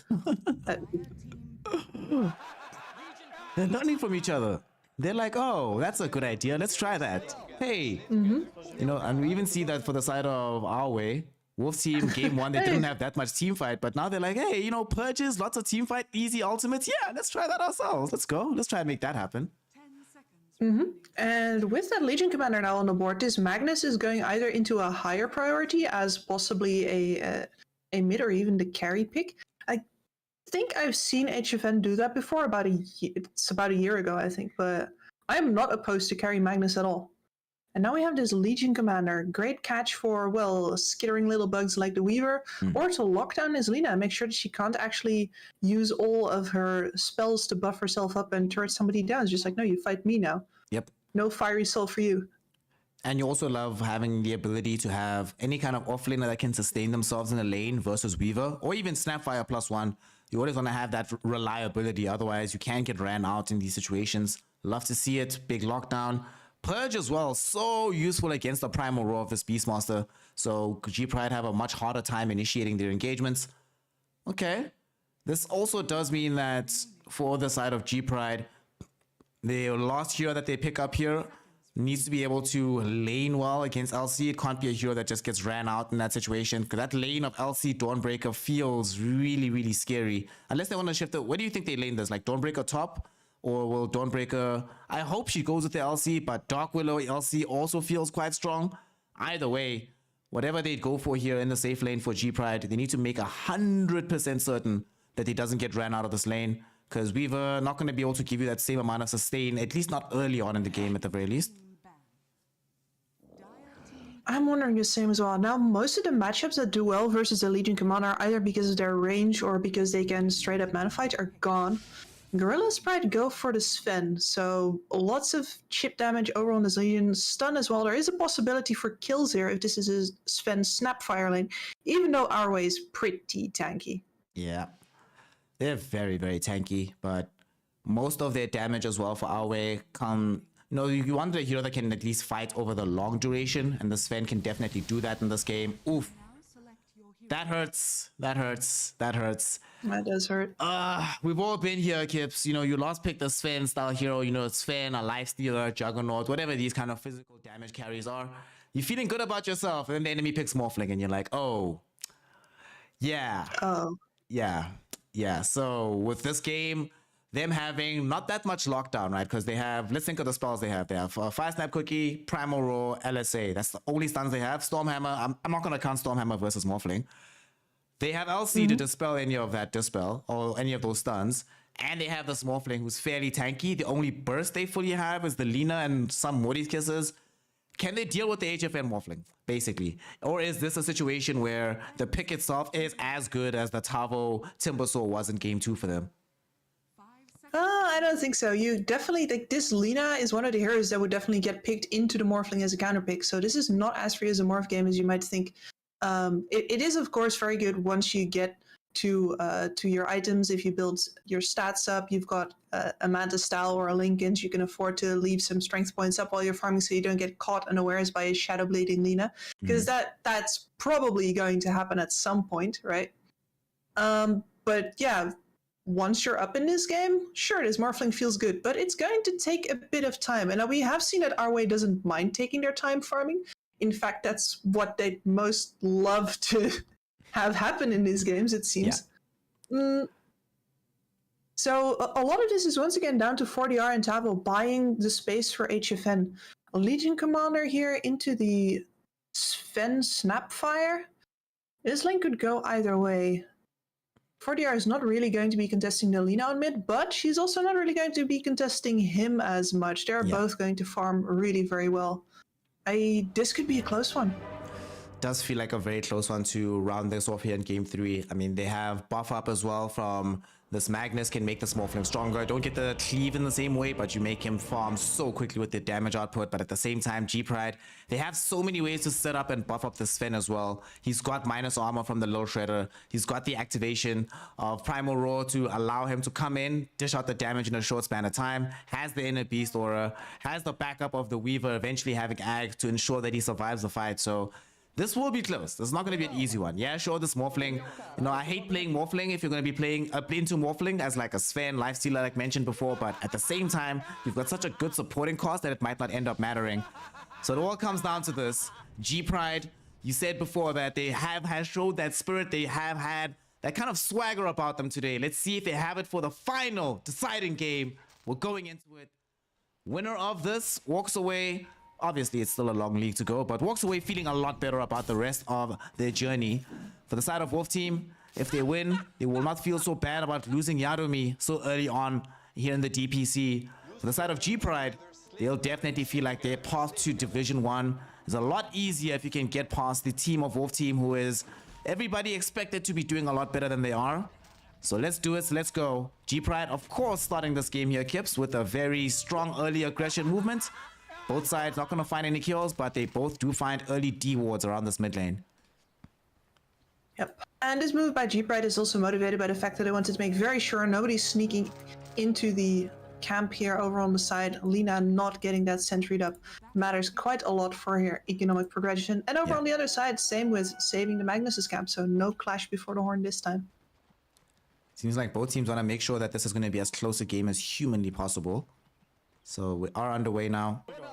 4DR going to be taking on Tau in this mid lane. Lots of farm trading here, and frankly, not that much kill potential, so pretty boring. Just farm, have fun, y'all. We'll see y'all in a few minutes. Does seem like the side of Our Way. Wolf Team setting up for a similar situation as what we saw them losing to in the laning phase initially, or losing lives to at first, by bringing 3 heroes top, trying to set up for an early kill for themselves, and this Dawnbreaker hasn't revealed her positioning just yet. They're gonna go for this. Now's in trouble. Here they go.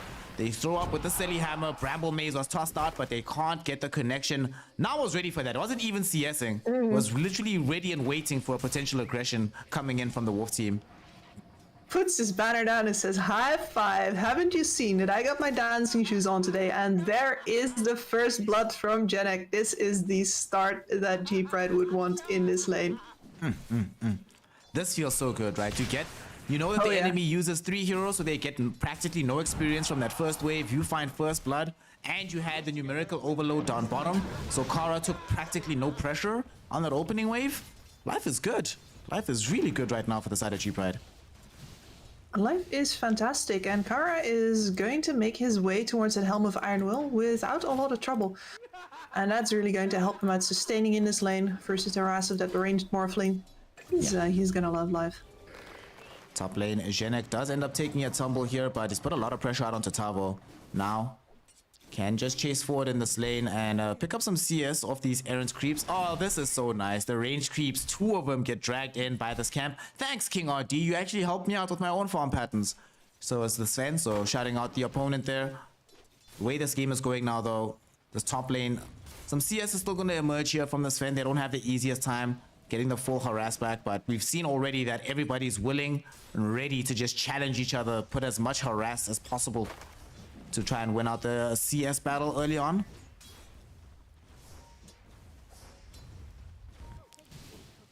Down bottom for HFN. I wanted to ask you this, right? So in this game, there's not enough, I don't think there's enough good spells on your team to try and go for Aghanim Scepter, but is there anybody that you, if you're playing this Morphling, who do you want to take over first in these fights? Obviously, you can go for the Lina to try and get some turret action going for yourself, but, you know, Warcry, not terrible on a hero like Morphling, nor is having access to Lil Shredder, especially as you're getting a lot stronger in the level. So what's the plan here for HFN? Or is all of them sucky and you just stick to the Morphling form the entire game? You're definitely going to get some use out of your own team, for sure. I think especially the Dawnbreaker with her extra mobility, very nice. Or you could become the Legion Commander and get yourself a Presty attack to help out your team with. There's options here. But yeah, his priorities in this game are definitely stats into damage. And the Ags, maybe he gets one off of Roche at some point. Free Aghanims, Duster. Taking some damage here. Selly Hammer, though, should be good enough to drag him away and prevent them being able to get the full chase down. This spell is so annoying in lane, honestly, to deal with. But Kara and the gang still getting their own farm, not really concerned. They got that Helm of Iron Will on the Beastmaster. The sustain is going to be there practically forever. You're never concerned anymore. We should probably even see Disma start to go back into the triangle and start stacking these Ancients for the Sven to farm up later. Now is not playing a hero who can play from behind. The Sven hero needs to be able to stay on the pace and oftentimes only feels effective when he's ahead of that pace himself. Yep, and in many ways this, all that thought, Duster gets chopped down in the bottom lane. But no, in many ways, G-Pride is playing that game that HFN was in the previous one, except they don't have this absolutely game-breakingly powerful What's the name of the hero again? The Timber. Or the Timbersaw, thank you. Complete brain fart. Anyway, no Timbersaw to break the game open, but still, he needs to be on top of this game, and they need to be keeping up the pressure onto G-Pride, because eventually this Morphling is going to become too big to handle. Yep. HFN, certainly a ticking time bomb in this game, so G-Pride need to handle that with care, ensure they have the necessary diffusion at the ready. Mid lane, though, we see that Tao has been having an expectedly good time on this Lina. Of course, just to even up with this Magnus right now in terms of the CS, but a lot of this is coming from camps as well for both of them. They're equivalent in the CS, but the Lina a little bit ahead in levels right now. She's just cracked the 6. The Power Rune not going to spawn for another minute, but now we do have potential for them making some kind of move. It's not going to arrive in time for any big ultimates, though. So do they wait for a primal roll potentially before they try to make Lina move on the map, or do they just try and dive top and force Tavo into a poor position? I don't think you're wanting to look for any dives here. Ideally, Alina comes in only with a haste rune rotation or as a defensive one, making sure that somebody is diving you, you teleport Alina and you zap them for their troubles.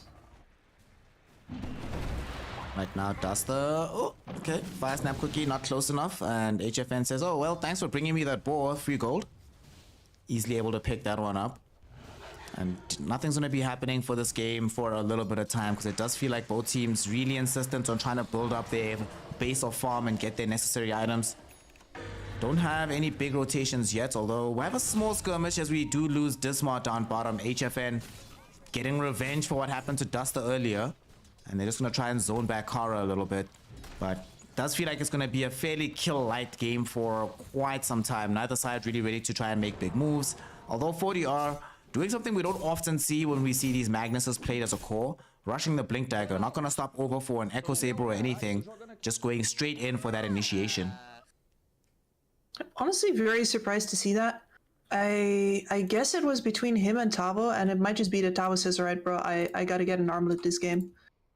Otherwise, I don't get to stay in these fights with the amount of damage that's going to be thrown at me. I need the armor.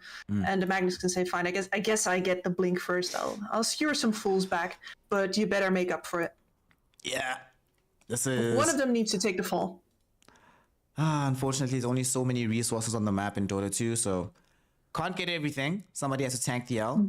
And I really like that they are doing this, though. We've seen teams also get into this very greedy pattern of, well, mid-Magnus buys Echo Saber, and you just rush that without taking into account the larger context of the game. Then you just find yourself like in that position where you have damage and some survivability, but you have no way to start fights. You have no jump, you have no catch. So I'm glad that somebody's taking that L. And we'll probably still see Tavo coming back for Blink Dagger after he finishes Armlet. Might even stop over for BKB first, but yeah, Blink is certainly going to be on the cards. And talking about Tavo, he's been having himself a fantastic time as well, especially because he's kept now down quite a bit. This Sven just about ahead of him in the net worth right now, but this is not where he wants to be CS-wise. Yeah. Sven definitely wants to be further ahead, being outstripped by both Morphling and Magnus right now. And because they haven't had as much time to go stack into the jungle, needing to attend to the aggression in the top side of the map, that does mean that now, once he does start leaving this top lane, doesn't have easy places to go back to and just get free gold. To be fair, the same is also true on the other side. There's only this one hard camp stacked up for the Morphling, but Morphling definitely mines less and will still have help from the Magnus in a way that the Sven won't get. You already have Cleaver Sven, it's nice, but you don't have that bonus damage that comes in for free effectively. So will be slower to get going than this Morphling, which is problematic because Morphling, normally the dynamic is reversed, right? That Morphling has a bit of a slower start and then catches up and outstrips you. It's a lot harder of a game if this is how it's going from the jump right now for the Sven. Yep. At the very least, he has an offlaner that is not going to be looking for items really first. Kara is just going to stay here until he has this Helm of the Dominator, and then he's going to walk down the tower. And there's no need to take any engagements, no need to jump anybody, get your vision. You know, you walk at towers with this Beastmaster. Yeah. That's going to provide a lot of natural momentum that they don't have to sit around and wait for, really. He's rushing that thing. It's nearly there. Almost got it. Should have it very, very soon. And at that point, also, HFN will just... He'll be dipping into the jungle soon anyway, but the lane becomes annoying enough that it becomes a necessity. Making good progress, though, on his own itemization. And I wonder if at some point in this game, we will see Genek... Or rather, I wonder how soon we see the Aghanim Scepter. Because of late, what I've been seeing from these support weavers is Urn, Spirit Vessel, but instead of just Ags Rush, I've been seeing a lot of Orchids lately, Kips. So I wonder if that's going to be the option here, considering that there are some decent Orchid targets on the other side. You know, we know that the BKBs will come, but they're going to be somewhat delayed, so you might decide to go for that option. Or do you think in this game that the priority of Aghanim Scepter is just too high, given what the opposition looks like? I think the axe is pretty high priority. You could think about some other items here as well. We've also seen Medallion, for example. I think Orchid in this game also feels a little bit worse because you don't have that much extra magical damage from your own team to really take advantage of it. It's not just about its silence, it's also about who you're empowering with that pickup. And G-Pride, apart from the Lina, doesn't really provide any of that sort. So yeah, I think that Urn into Ags is my expected one right now. And the Ags especially here to save the Lina. Lina will certainly need that salvation. Tao going for the usual build-up if we're talking about item builds. Looks like it's going to be bots, BKB. Maybe not actually BKB, right? Feels a bit awkward to buy BKB this game. You still have to worry about duel. You have to worry about RP. There's so much right-click damage from the Morphling. I mean, you are going to be definitely annoyed by what King RD is going to be bringing to the table, but is this even a BKB game for this Lina? Or does she go like a similar build to what we saw happening earlier? Just go bots into Silver Edge and then think about BKB afterwards? Certainly going to be very tempting for Tao. I'm thinking about it here as well. The Shadowblade, if you have some, the problem is that they don't have a natural frontliner. If you have your natural frontliner and you have an SB, you can just work around that person. But right now, Beastmaster, as much as he's like a big, strong offlaner, he's not exactly the guy who wants to stand and deliver in the middle either. So there's going to be this awkward window where G-Pride, if they build the Shadow Blade on Lina, don't really want to take any direct fights and just want to be ganking people. Because 5 versus 5, they're not actually going to hold up without the BKB on the Lina. Unpause is going to be coming soon, so we'll see what the option is going to be from Tao. As no, for the Smurfling in this lane, if he gets free ags this game, of course, it's also going to be quite nice to have the Dark Willow combo, but mostly, like you said, it's going to be all about the stats for HFN. As we just keep farming. Nothing's going to happen here. Not expecting any rotations anytime soon. Unless we do get that haste tune, like you said, for Tao, but doesn't seem like it's the case right now. But they're fighting as they find Genek trying to be aggressive and steal. He gets RP'd here. Sakuchi's away. Will he be able to survive this? He does. Okay, that's nice.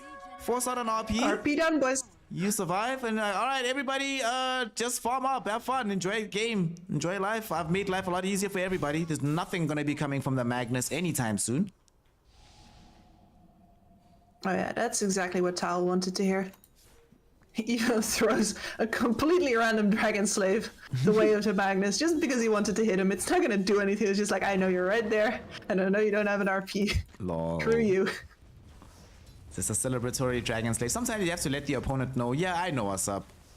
You know, you can't do anything about this. Actually goes in and kills King RD. Heads up in this mid lane. Laguna into Dragon Slave. And again, he's allowed to run right up into the tower because he knows, what are they going to do? RP me? Can't do that. Sorry, it's down. Yeah, like the only support that was free to rotate out of its lane was there, and now it's dead. Dawnbreaker's not going to come in anytime soon. She's low. She's got a Morphling to take care of. They have a tower to defend now that the Helm of the Dominator is up. So yeah, she's free to do as she pleases in the mid lane. Excellent. Life is good. Life is nice. Life is going to stop being nice for HFN though, as like you mentioned, they have this push potential coming in from Kara. It is time to leave, and HFN has caught the memo, heads to the top lane. It's like, I'm out. Tavo is leading this charge onto the tier 1 tower. With level 7 at the ready, any target that gets dueled with this Morphling being nearby probably does die, but Genek is not going to be that target. It's a Weaver after all. So they're just going to prioritize putting out the pressure onto the tier 1 tower. And in the event that G-Pride are thinking about making a defensive maneuver, Duster's also moving up top just to make sure that they have the numbers necessary to secure the tier 1 tower. But the sucky thing about this is that G-Pride can do the same thing for far fewer resources, right? With this Helm of the Dominator, they can make this push happen without having to commit 3 heroes. Make sure that they keep the map spread out. Tower is still going to be putting pressure on middle. There's no support coming in for 40 yards, so he can keep doing this. And they know for a fact that Wolf Team are not going to be able to take the top tower quickly, so there's no punish that's going to emerge in seconds on the map right now for them. Yep. That loss of the RP also meant a loss of the ability to defend the bottom tower for 40R. Oh, Lina's got the Thunderstoy. That comes in very handy if you're going to get pulled back by the shockwaves. Yep. And for a hero as fast as she is, just having that little bit of added repositioning makes a huge difference. So Tao, we might even see them decide to make something happen off the back of this. They still need a better rune though. One might spawn in the next couple of seconds. We'll see what they find for themselves. And in the top lane, look where Now is, right behind HFN. Trying to go in with the Stormhammer. Here we go. Stormhammer, LSA. Do they have the damage? Of course they do. Morphling, a bye down for the count. Eviscerated by this Lina. And Tao, of course, Tao's gonna throw in the tips.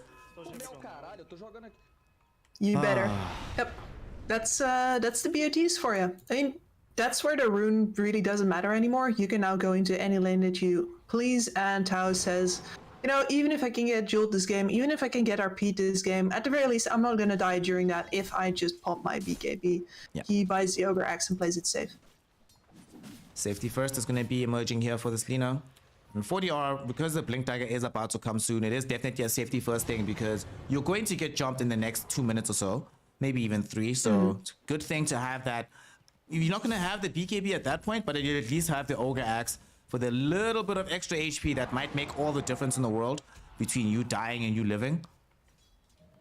So good to see from this Lina. At the same time, still good to see that 40R, despite that mishap earlier, still committed to buying the Blink Dagger. A lot of players might have been like, well, we don't have RP anyway, let me buy Echo Saber. But he's like, nah, I'm still going to commit to this, you know. But they're going double Blink, interestingly enough. They didn't really go for the armlet first for Tavo. He's just got Soul Ring and he's instantly going to go for the Blink. So they want to overload on the initiation early on in this game. He nearly accidentally killed the bird there as well. The hawk flew by as he threw the overwhelming odds into the camp. I wonder if Kara's now like, man, is there a sentry there? Roar? Roar is out, but here 40R, they're coming to the top lane. They were looking for this RP. At the same time, down bottom, Kara manages to get the kill out onto Tavo. Okay, so that is a kill with Primal Roar, Morty's Kisses, tier 2 suddenly under siege. They didn't get the reveal they wanted top with the Blink Dagger from 40R. Lina ends up surviving there. And sure, they don't get the kill onto King RD, but Genek chased them so far away that they can't play in that top lane anymore. Feels like G-Pride, these last like 45 seconds have been really, really good for them on the map. And they still might put pressure onto this tier 2. So there's still potential for them to have a pre-20-minute tier 2 tower. And that means pre-20-minute outpost on this bottom lane for them. And Tavo has to be parked down here now. The overwhelming odds is really the only thing that can keep this army of animals at bay. But he stands at risk with all of the stuns that can be thrown at him, so yeah, he has to hug this tower. And that leaves space now for the Dire to rotate onto this mid tower. It is so low. Tao really wants to be able to go in and right click that. They have a small amount of Beastmaster minions. Just opening up some space, getting the right clicks. 40R finds the jump. There's going to be the blink reveal with the RP, but Tao stays alive. Will be able to escape here. Curse Crown will stun him up at the Bedlam. Not enough damage from King RD. And in fact, now suddenly the Dark Willow is in danger. The right clicks will emerge from Tao. And they do find that kill. HFN on the other side of things gets caught by the Stormhammer. And let's say as well, do they have the burst? They do not. Thus, they're also assisting with the Solar Guardian. They might still. But they're minusing away this armor from HFN, forcing him to wave forward onto the high ground. Tumblr's Toy plus the usage of the Fire Snap Cookie. They're chasing. They really want this. Genek also got out the Urn of Shadows. So there's no easy regen for the Morph. He'll end up taking a tumble. On the far side of the fight, Tavo dies too. And the tips fly in from G-Pride. 4 heroes will fall. They only lose the Snapfire. What a fight. And that came after the Blink RP. It did. That Lina, Ogreax, man, that extra strength, extra HP, definitely making a big difference for her there. Gets the turn and burn. And after that, HFN, he has to start morphing from such high agi. Yeah. It takes forever to chase him down, but still he is so far away from his team as well that they don't get to back him up anymore. And that split fight, the Sven just gets to chop everybody down one by one. Yep. Now, I mean, let's just look at this item progression, right? This Morphling is sitting with a Dragon Lance Morbid Mask, but Sven is sitting with Echo Saber Mask of Madness building into the Blink. So an insane amount of farm available on the Sven right now. Him showing up to that fight, you know, the difference between his effectiveness and HFN's effectiveness is night and day. Immediately HFN is on the retreat. Erstwhile now, like you mentioned, you just go clean up heroes one by one by one by one. Knowing full well that, wait a second, they've built Blink Dagger on 40R, so once he's committed Blink RP, he's actually not scary at all. He's not useful in the fight. Tavo doesn't have anything as of yet, and because he doesn't have an armlet either, doesn't even dare go for a duel. Knows he'll lose it at that short range. The freest fight they could possibly imagine for G-Pride. And now they'll still be able to clean out this tower bottom. They've got the full positioning here. Kara didn't end up leaving. Tao's in the offing as well. Life just feels so nice. You dodged it twice. Tavo dodged this one twice. It's night now? No! No! What happened? Oh no, 40R. He blink RP and got time-lapsed before the RP hit. And Tavo, they waited for him. Yeah. They had the patience, they had the vision, they had the damage. And you were mentioning how Tavo at least saw hug the tower to stay safe. Even hugging the tower can't keep you safe anymore. They get the kill onto him, eviscerate the tier 2. And now Outpost is ready. Pre-20 for them. Wow, everything is going perfectly here for the side of G-Pride. And almost nothing is working out for the Wolf team. Oh, look at this. Now absolutely delivers. He is balling. He's got his damage items. And he says, I'm just buying a Blink Dagger because we are going to keep up this pressure. We're going to keep up this mobility. I want to be able to be in these fights. Love it. I mean, you were talking about how he's a fighting carry more so than a farming one. And even though in this game, G-Pride has gone in for this more farm-orientated style and they've given him as much space as he's needed, ultimately, this is going to be in service of him showing up to fights and getting active. And he'll be able to do so in very strong stead. He's about to crack 15 though, so they might choose to wait until he has that before deciding to really get going on the map. They've got the full Helm of the Overlord as well from Kara, so an Ancient now soon going to be available. We'll see which one that is for them. But no, they're not going to wait that long. They smoke up Tau, Dismar, as well as the now Sven. They want to try and find some targets. Tau will come across Duster and King RD. That's going to pop his smoke, but Sven and Dismar still have theirs going. They don't have the Morty's kisses, but Sven is really strong. There's a duel. First duel of the game gonna come in from Tavo after this Blink Dagger revealed. Then they get the victory, but now HFN doesn't have Lincoln Sphere. HFN's entitled. He's gonna lose his life. They came up with his BTs from Tau. They don't need him in the initial rotation because he can just show up out of nowhere. Supplies the zap, supplies the damage. They've gotten 1 kill. Will they find 2? Press the attack from Tavo. Prevents them from killing Duster.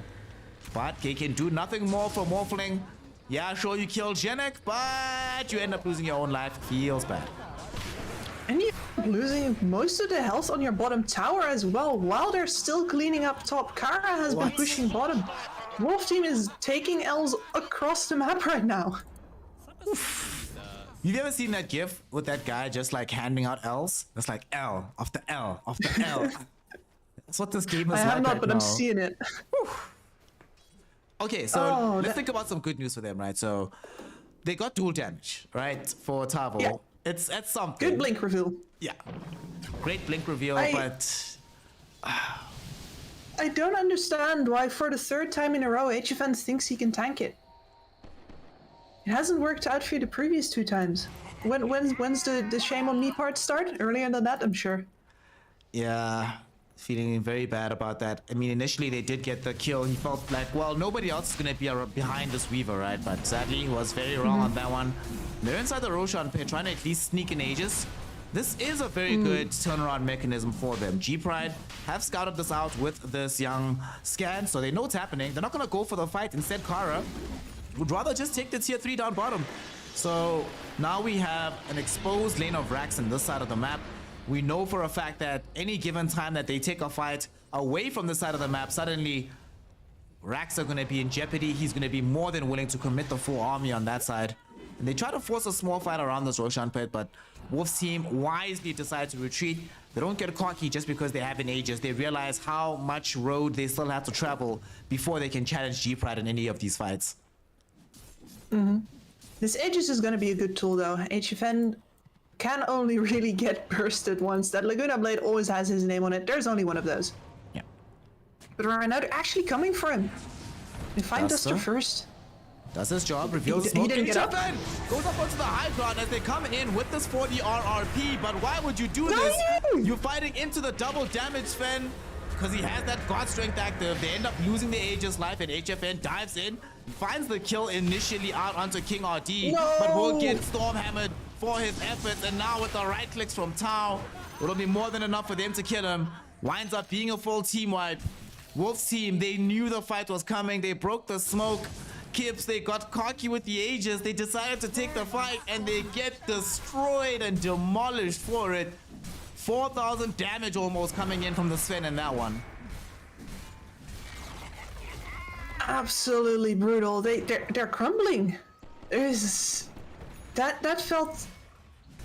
I don't even want to call it desperate because they're clearly counting on this Aegis, but their confidence is false, and it keeps on letting them down. Yeah. That's another fight with 40R as well, committing the Blink RP. He's gonna skewer back onto Dismar, so at least they get alright, so How tanky she is.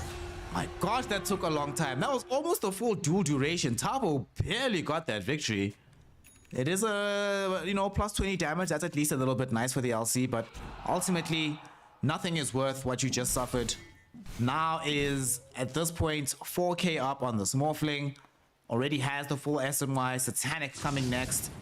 And 40R, I really feel like this Magnus, I think one of the reasons why they might have gone for that fight is that Magnus is feeling that he does not doing anything if he's not RPing. The build that he's gone for, not really being effective in the damage output department. So if he doesn't just go for these raw high ground blink RPs hoping to catch all the big targets, you ask yourself, why did we pick this mid Magnus and why did we build him in this way if we compare and contrast what he's giving us versus what this Lina is currently giving G-Pride? Yep, you could have definitely rocked this Magnus as a damage dealer, you know, build into your Echo Saber first, go for your crits, get the Horn Toss ready eventually if you want to. But they built for action and were constantly on the receiving end instead. That's the really scary thing about how all of this has been happening as well, is this bottom lane is still under constant jeopardy. They still have to always attend to somebody here. Lane pressures coming into their face. Now there's a big smoke attempt from G-Pride. If they can find a quick jump onto Tavo, they can open up their lane of racks. Tavo does blink away from the Stormhammer, but they're not here for him. Oh, beautiful RP from 40R. Okay, multiple heroes caught inside it. Solar Guardian follows this up, but they don't have the damage. Who is here? HFN, they get the quick kill onto Tavo. And suddenly they get the duel as well. Looking for this Lina. Time lapse though from Zhenek prevents Tao from dying in that fight. And instead they get the LSA back onto HFN. However, they don't really want to stick around anymore now that they've got the full racks on the melee. Taken away. Zhenek gets right-clicked out. He will end up losing his life. Duster very barely escapes this fight. They still want a little bit more from this. Dismark, when they get Curse Crown, they don't need the Curse Crown to get the kill. So we'll pick that up from Tavo. So that's 3 heroes that fall in this bottom lane. However, Wolf Team still end up losing a lane of racks. The melee is down at 22 minutes. You're feeling good about this on the side of G-Pride. You lose 3 heroes, but 2 of the heroes that matter in this game are still alive, so you still feel good. Yeah, that was one of the better starts that Wolf Team could have had to a team. Finally, 3-man RP, everybody who matters in there. And with the time lapse from the Weaver coming in, earn into straight Aghanim Scepter. I mean, we haven't really talked about him because he hasn't really been necessary. He has just been pushing sideways. Yeah. And now he turns up with the item that he got there. I mean, how does this Weaver have Aghanim Scepter 23 minutes? How do you have Aghanim Scepter before Magnus has BKB? That's just a crazy amount of farm that's emerged here from Zhenek. Really has had an outstanding series on the support play here for his team. And in this game, that might have been, you know, in the universe where they end up losing that Lina, and they probably still lose the racks, but the game itself feels very different afterwards. But instead, he keeps it going, allows Tao to stay alive, keep this farm at a very high level. Kara though will get dueled in the top lane. Will the time lapse come in time? Yes, it will. And now Tabo's the one that's in danger suddenly, losing his life to the Morty's Kisses. Primal Roar flying out onto 40R, and they save the life of Kara so that they can take the life of 40R. 4 heroes gone in the blink of an eye. Who initiated on who, Kips? G-Pride take a fight yet again. Oh, Wolf Team. It's just tragic, isn't it? This is not the split up passivity that lost them game 1. They certainly learned their lessons here, but they simply don't have the execution. And between all these lost fights, these wrong, misguided jumps, they have put themselves at such a disadvantage. Another misguided fight indeed. And it's going to lose them another lane of racks. They take the melee up on top. Tao will clean it up so that they get the full set this time around. And now they are going to be working the tier 3 tower through this mid lane. Looking to get the full game for themselves. Looking to finish out the series. Now is so strong. And will they be able to make this hold happen? HFN takes over the Sven form right now. And they just don't really care. They're looking for the racks itself. Tao will pop the BKB to make that happen as well. And G-Pride will marshal their discipline together. They saw what happened in game number 1 where it almost came close to them losing because they weren't disciplined about the push. So now they focus on buildings. As soon as they get what they need, they get out, wait before they come back in. And with the 18k gold lead, tons of experience in their favor as well. How on earth does Wolf Team come back from this? Because they're only they have the teamfight spells, but they just don't have the teamfight damage to follow it up. They certainly don't. And this Sven, he only really backed off because God's Strength was on CD. And he's like, let's just not risk it. Now, level 20. If they had no damage before, with the plus 10 Warcry armor, Wolf team are in even more dire straits right now. And they're baiting out this Morphling on top, but I'm not sure that's gonna work. G-Pride are fairly uninterested, up until now. All right, here they come. Now, will he get lucky enough to spot out HFN? It doesn't, but he does come across Tavo. They get the Stormhammer connection. Tavo, press the attack with the little bit of immunity. Morty's kisses are raining down, but they're not going to be enough to catch him. Does know, though, that unless he blinks away very, very soon, he's going to die after the Stormhammer hits. And sadly, the blink doesn't come up in time. That's a dead Tavo. No buyback for this LC. At the very least, though, HFN does get some kind of item. In game number 2, we saw that now Kept things going for them by buying item after item at the very last second to give them a hope and a chance and a prayer. And this game gets the Aghanim Scepter, so we now have the Dag Willow Shadow Realm hits. HFN's got a little bit of cheese to try and extend this game as long as humanly possible.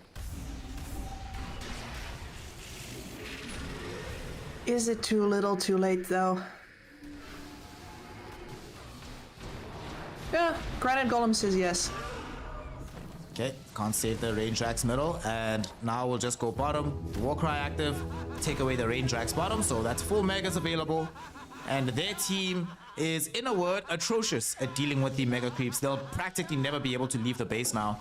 40R has to be here all the time, giving him powers over to anybody. Nobody really built any wave clear, and he's the only one super effective at it, so this is now going to be a difficult portion of the game for the Wolf team. And it looks like they want to try and smoke up and force a fight or something, but they know that an Aegis is coming soon. And if that Aegis emerges and G-Pride get it, there's just no way that they can kill a Sven or even a Lina, for that fact, twice in these fights when they're struggling to do so even once. I'd like to say 3 times because this Weaver has been perfectly nice on the backline of the fights with his Aghanim Scepter every single time. He's got a Blink Dagger now. He is not going to put himself in harm's way. God.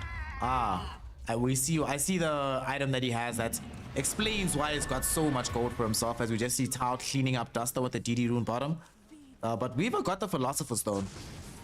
Does manage to give it up now because it doesn't matter anymore, but a lot of this net worth has just come practically for free, whilst Wolf team haven't really been able to find the same effectiveness on their 2 supports. Now, what really sucks is that 40R, despite not being happy about the fact that he hasn't built into damage, the only hope it feels like they have of this game going anywhere for them is if they get that 3 hero RP he got down bottom. Doesn't feel like even that's going to be enough. You need like 4 or 5 heroes, all of them dragged in front of the Morphling, who waves through everybody. Shadow Realm hits on everybody. Tavo getting a all-hero overwhelming odds. But unfortunately, still got to deal with this triple life. Tao got the Aegis. Who did they give the shard to? They gave it to this Beastmaster for Kara. So now we also have access to this dive bomb from the Court of the Wild Hawk. It's been positioned perfectly every time. The additional stun is going to make a huge difference. Here we go, Kips. The last hold, the final smoke from G-Pride. Can Wolf team do it? I'm gonna offer up Tao here. Do you want any of this? Looks like everybody's allergic to Tao, but they take the offer. 40R with the drag back. They have the physical damage. No, they don't. Lapsed. Weaver with the time lapse. Shenek just so good. And now here comes now. Press the attack. Will buy space for the Morphling, but they're beating down onto these buildings of the tier 4s. Morty's kisses have been committed though, as well as Laguna Blade. So Wolf's team still has a little bit of hope here. Waveform forward. Dismar tanking damage from the Shadow Realm hits. He'll die to the Adaptive Strike. HFN will get pressed the attack as well from the Stormhammer. So they've gotten the 1 kill. 40 with the multi-hero RP, dragging them into the Solar Guardian. They've taken down the Beastmaster. Tao will end up losing the first life as well. Jenek gets the save onto Now, who's enabled to go back and kill this Dark Willow. But still, this now makes Tao in a very precarious position, trying to run away, and they right-click through Tao. Even with BKB being active, Jenek didn't have the time-lapse available, and they actually managed to find the kill. But G-Pride, they buy back on this Lina. They want to come back in for the finish. Ready to finish this? There's no God Strength, though. That's a bit ambitious. Oof. There's no RP either, though, from 40R, and that's one of the big spells that enables them to kill this Lina. Without it, No Willow. can they So hold? no Willow form. HFN doesn't have anybody to take over. We'll find Jenik. They got the Weaver, but Weaver has time lapse, can come back very quickly into the fight. Tao, though, in a little bit of danger, trying to run himself away. Press the attack, will come out. They got the duel out onto the Sven. He's in a little bit of trouble. Damage. Now he's Static. the Titanic standing his ground. Gets the turnaround. Will still stay standing. Takes down 40R without buyback. There's no Magnus in this game. They bought back on Tavo, but what can he really do here? HFN, though, he stole the Magnus form, goes in with the skewer, but Jenik in again with the time lapse. That enables now to get the damage out. It's an ultra kill for Sven. HFN buys back, but he's just gonna give away the rampage. They don't even care about that. They care about the game. Gorillaz pride. They take game 3 in style and emphatic fashion. Wolf team tried their best. A multi-hero RPs, big Shadow Realm steals, as much as they could. They eked out every advantage possible, but Kips, ultimately, it just wasn't enough. And our way, there's no way forward for them. 3 losses, that's pretty much done and dusted for their Division 1 dreams. Their hopes are dead, but G-Pride, whew, definitely making a statement here with this particular series. And with the way they choose to end it, when's the last time that you have seen a Sven without God strength win a man fight battle versus a Morphling? A very long time. A very long time since I've seen that. Honestly, I'm just shocked at how well Gorillaz Pride played this. But in particular, shout out Jenik. Those last 5 minutes, if this was any other support except for this Weaver, shockingly, we're probably still in this game, right? Wolf's team was actually holding. They were doing a really, really amazing job of keeping this game up for themselves. And multiple times, they found themselves on the key targets, almost able to get the necessary kills until time lapse. And then you think, okay, cool, we're going to kill Jenik. Okay, he time lapse back into the fight and then still get another time lapse onto the target. Like, what are you supposed to do against this? Like, well, there's just no defense you could make. They did their best, Wolf team. They held as long as they could, but somehow it wasn't enough. Although I really want to say shout out to the team for being able to, you were talking after game 1, what do we do? Pick more team fight, try to pick more comfort, and they did that, right? Unfortunately, in game 3, it just fell apart. Unfortunately, due to the team dynamic, a lot of those fights that they started, it felt like there was miscommunication. Somebody would be like, go. One person goes. After that one person goes, the rest of the team realizes, wait a second, they're too far forward alone. We have to go back them up. If 40R catches 2-3 heroes in an RP, we don't have an option but to follow up on that, no matter if we have the damage to effectively do so or not. Yeah, completely agreed with that. It was a bit of a catch-22. If they don't do anything to make space in this game, then the Morphling is never going to end up at the same farm level as the Sven. But with how active their itemization was, these double blink daggers, we were thinking, okay, the Magnus is going for a blink because he's going to leave the damage dealing over to Tavo. But then he goes for blink dagger as well, and then you're left thinking, like, where is the damage? It's just King RD at that point. And have we seen anything out of King RD this game? No, we didn't. We didn't, sadly. Honestly, the most effective time that we saw King RD being is just the fact that he's on Dark Willow after Aghanim's was picked up on Morphling to give over the Shadow Realm. But before that, we barely got to see any really good Bedlams. The Terrorizers weren't really on point. Hell, even the Bramble Mazes, half the time, Gorillaz Pride was just sidestepping through them. And by the time they did start catching some support, the cores had BKBs anyway, and it doesn't really matter. So it did feel like they were a little bit 4v5 in the situation. And you just, sometimes you see this Morphling Dark Willow, it takes a while before the Axe comes out and you're like, oh, this can be a good combo, but the hero still needs to be effective outside of the combo. It's not enough to just pick it for that one purpose, especially considering how effective the Snapfire and Weaver were on the other side for their team, and just too difficult of a game at the end of the day. And do you think that this was a situation where Wolf team, if they just drafted a little bit differently, was there a better chance, or did it really come down to the mismatch between both how they itemized and how they decided to play the game out at the same time? That a different team can definitely have more success with this lineup. The miscommunication was pretty clear, but at the same time, it is also harder to get it done in this game where there's a lot of pressure on you to execute well every single time, and especially once this Weaver really starts coming into play, your shot calling has to be perfect, and there was no way our way was going to put that out this time around. Unfortunately, perfection was not going to be their way, but for Gorillaz Pride is certainly still maintained for them as they have now gone 2-1 in the log. The leaderboard is looking very competitive towards the top there.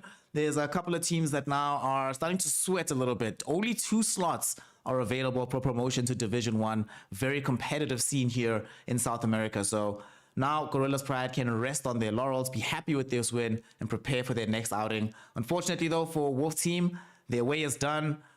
Let's hope the team sticks together because, of course, the names on this roster, and we saw a lot of potential in this series, but there's issues that need to be worked out, but you can't do that by just chopping and changing the roster. Stick together and work on these things. But G-Pride, congratulations. And that is going to be that for the evening, though. We have concluded the series. It's only the one for tonight. So sad. But that does mean that this one series is a lot more special as a result. So as we now close it out, thank you so much for joining us. Make sure that you are following the Epulze Gaming channel here on Twitch. Follow us on Twitter as well. And if you look right underneath us, you'll see those banners. You know, graphic designers did hard work to put those there. So make sure you go over on Twitter and follow us to reward them for their efforts in that regard. But with that, this has been Snare and Kips signing out. And Kips, as usual, we're going to give you the final word. What do you have to say to the folk before we close it out? Sadly, not just for the series, but for the journey to Division 1 for the side of Wolf Team. I mean, for Wolf Team, it's really all about learning more from each other here, what everybody else on this team needs. And instead of going, well, everybody's their own way. And look at this Gorillaz Pride and the attitude they bring to playing. I'd really like to see some more of that out of our way next. Absolutely. Absolutely. That last word has been said. So we will see you later. We're done for the evening. Bye. We love you all. And join us next time for some more incredible lower division SA DPC action.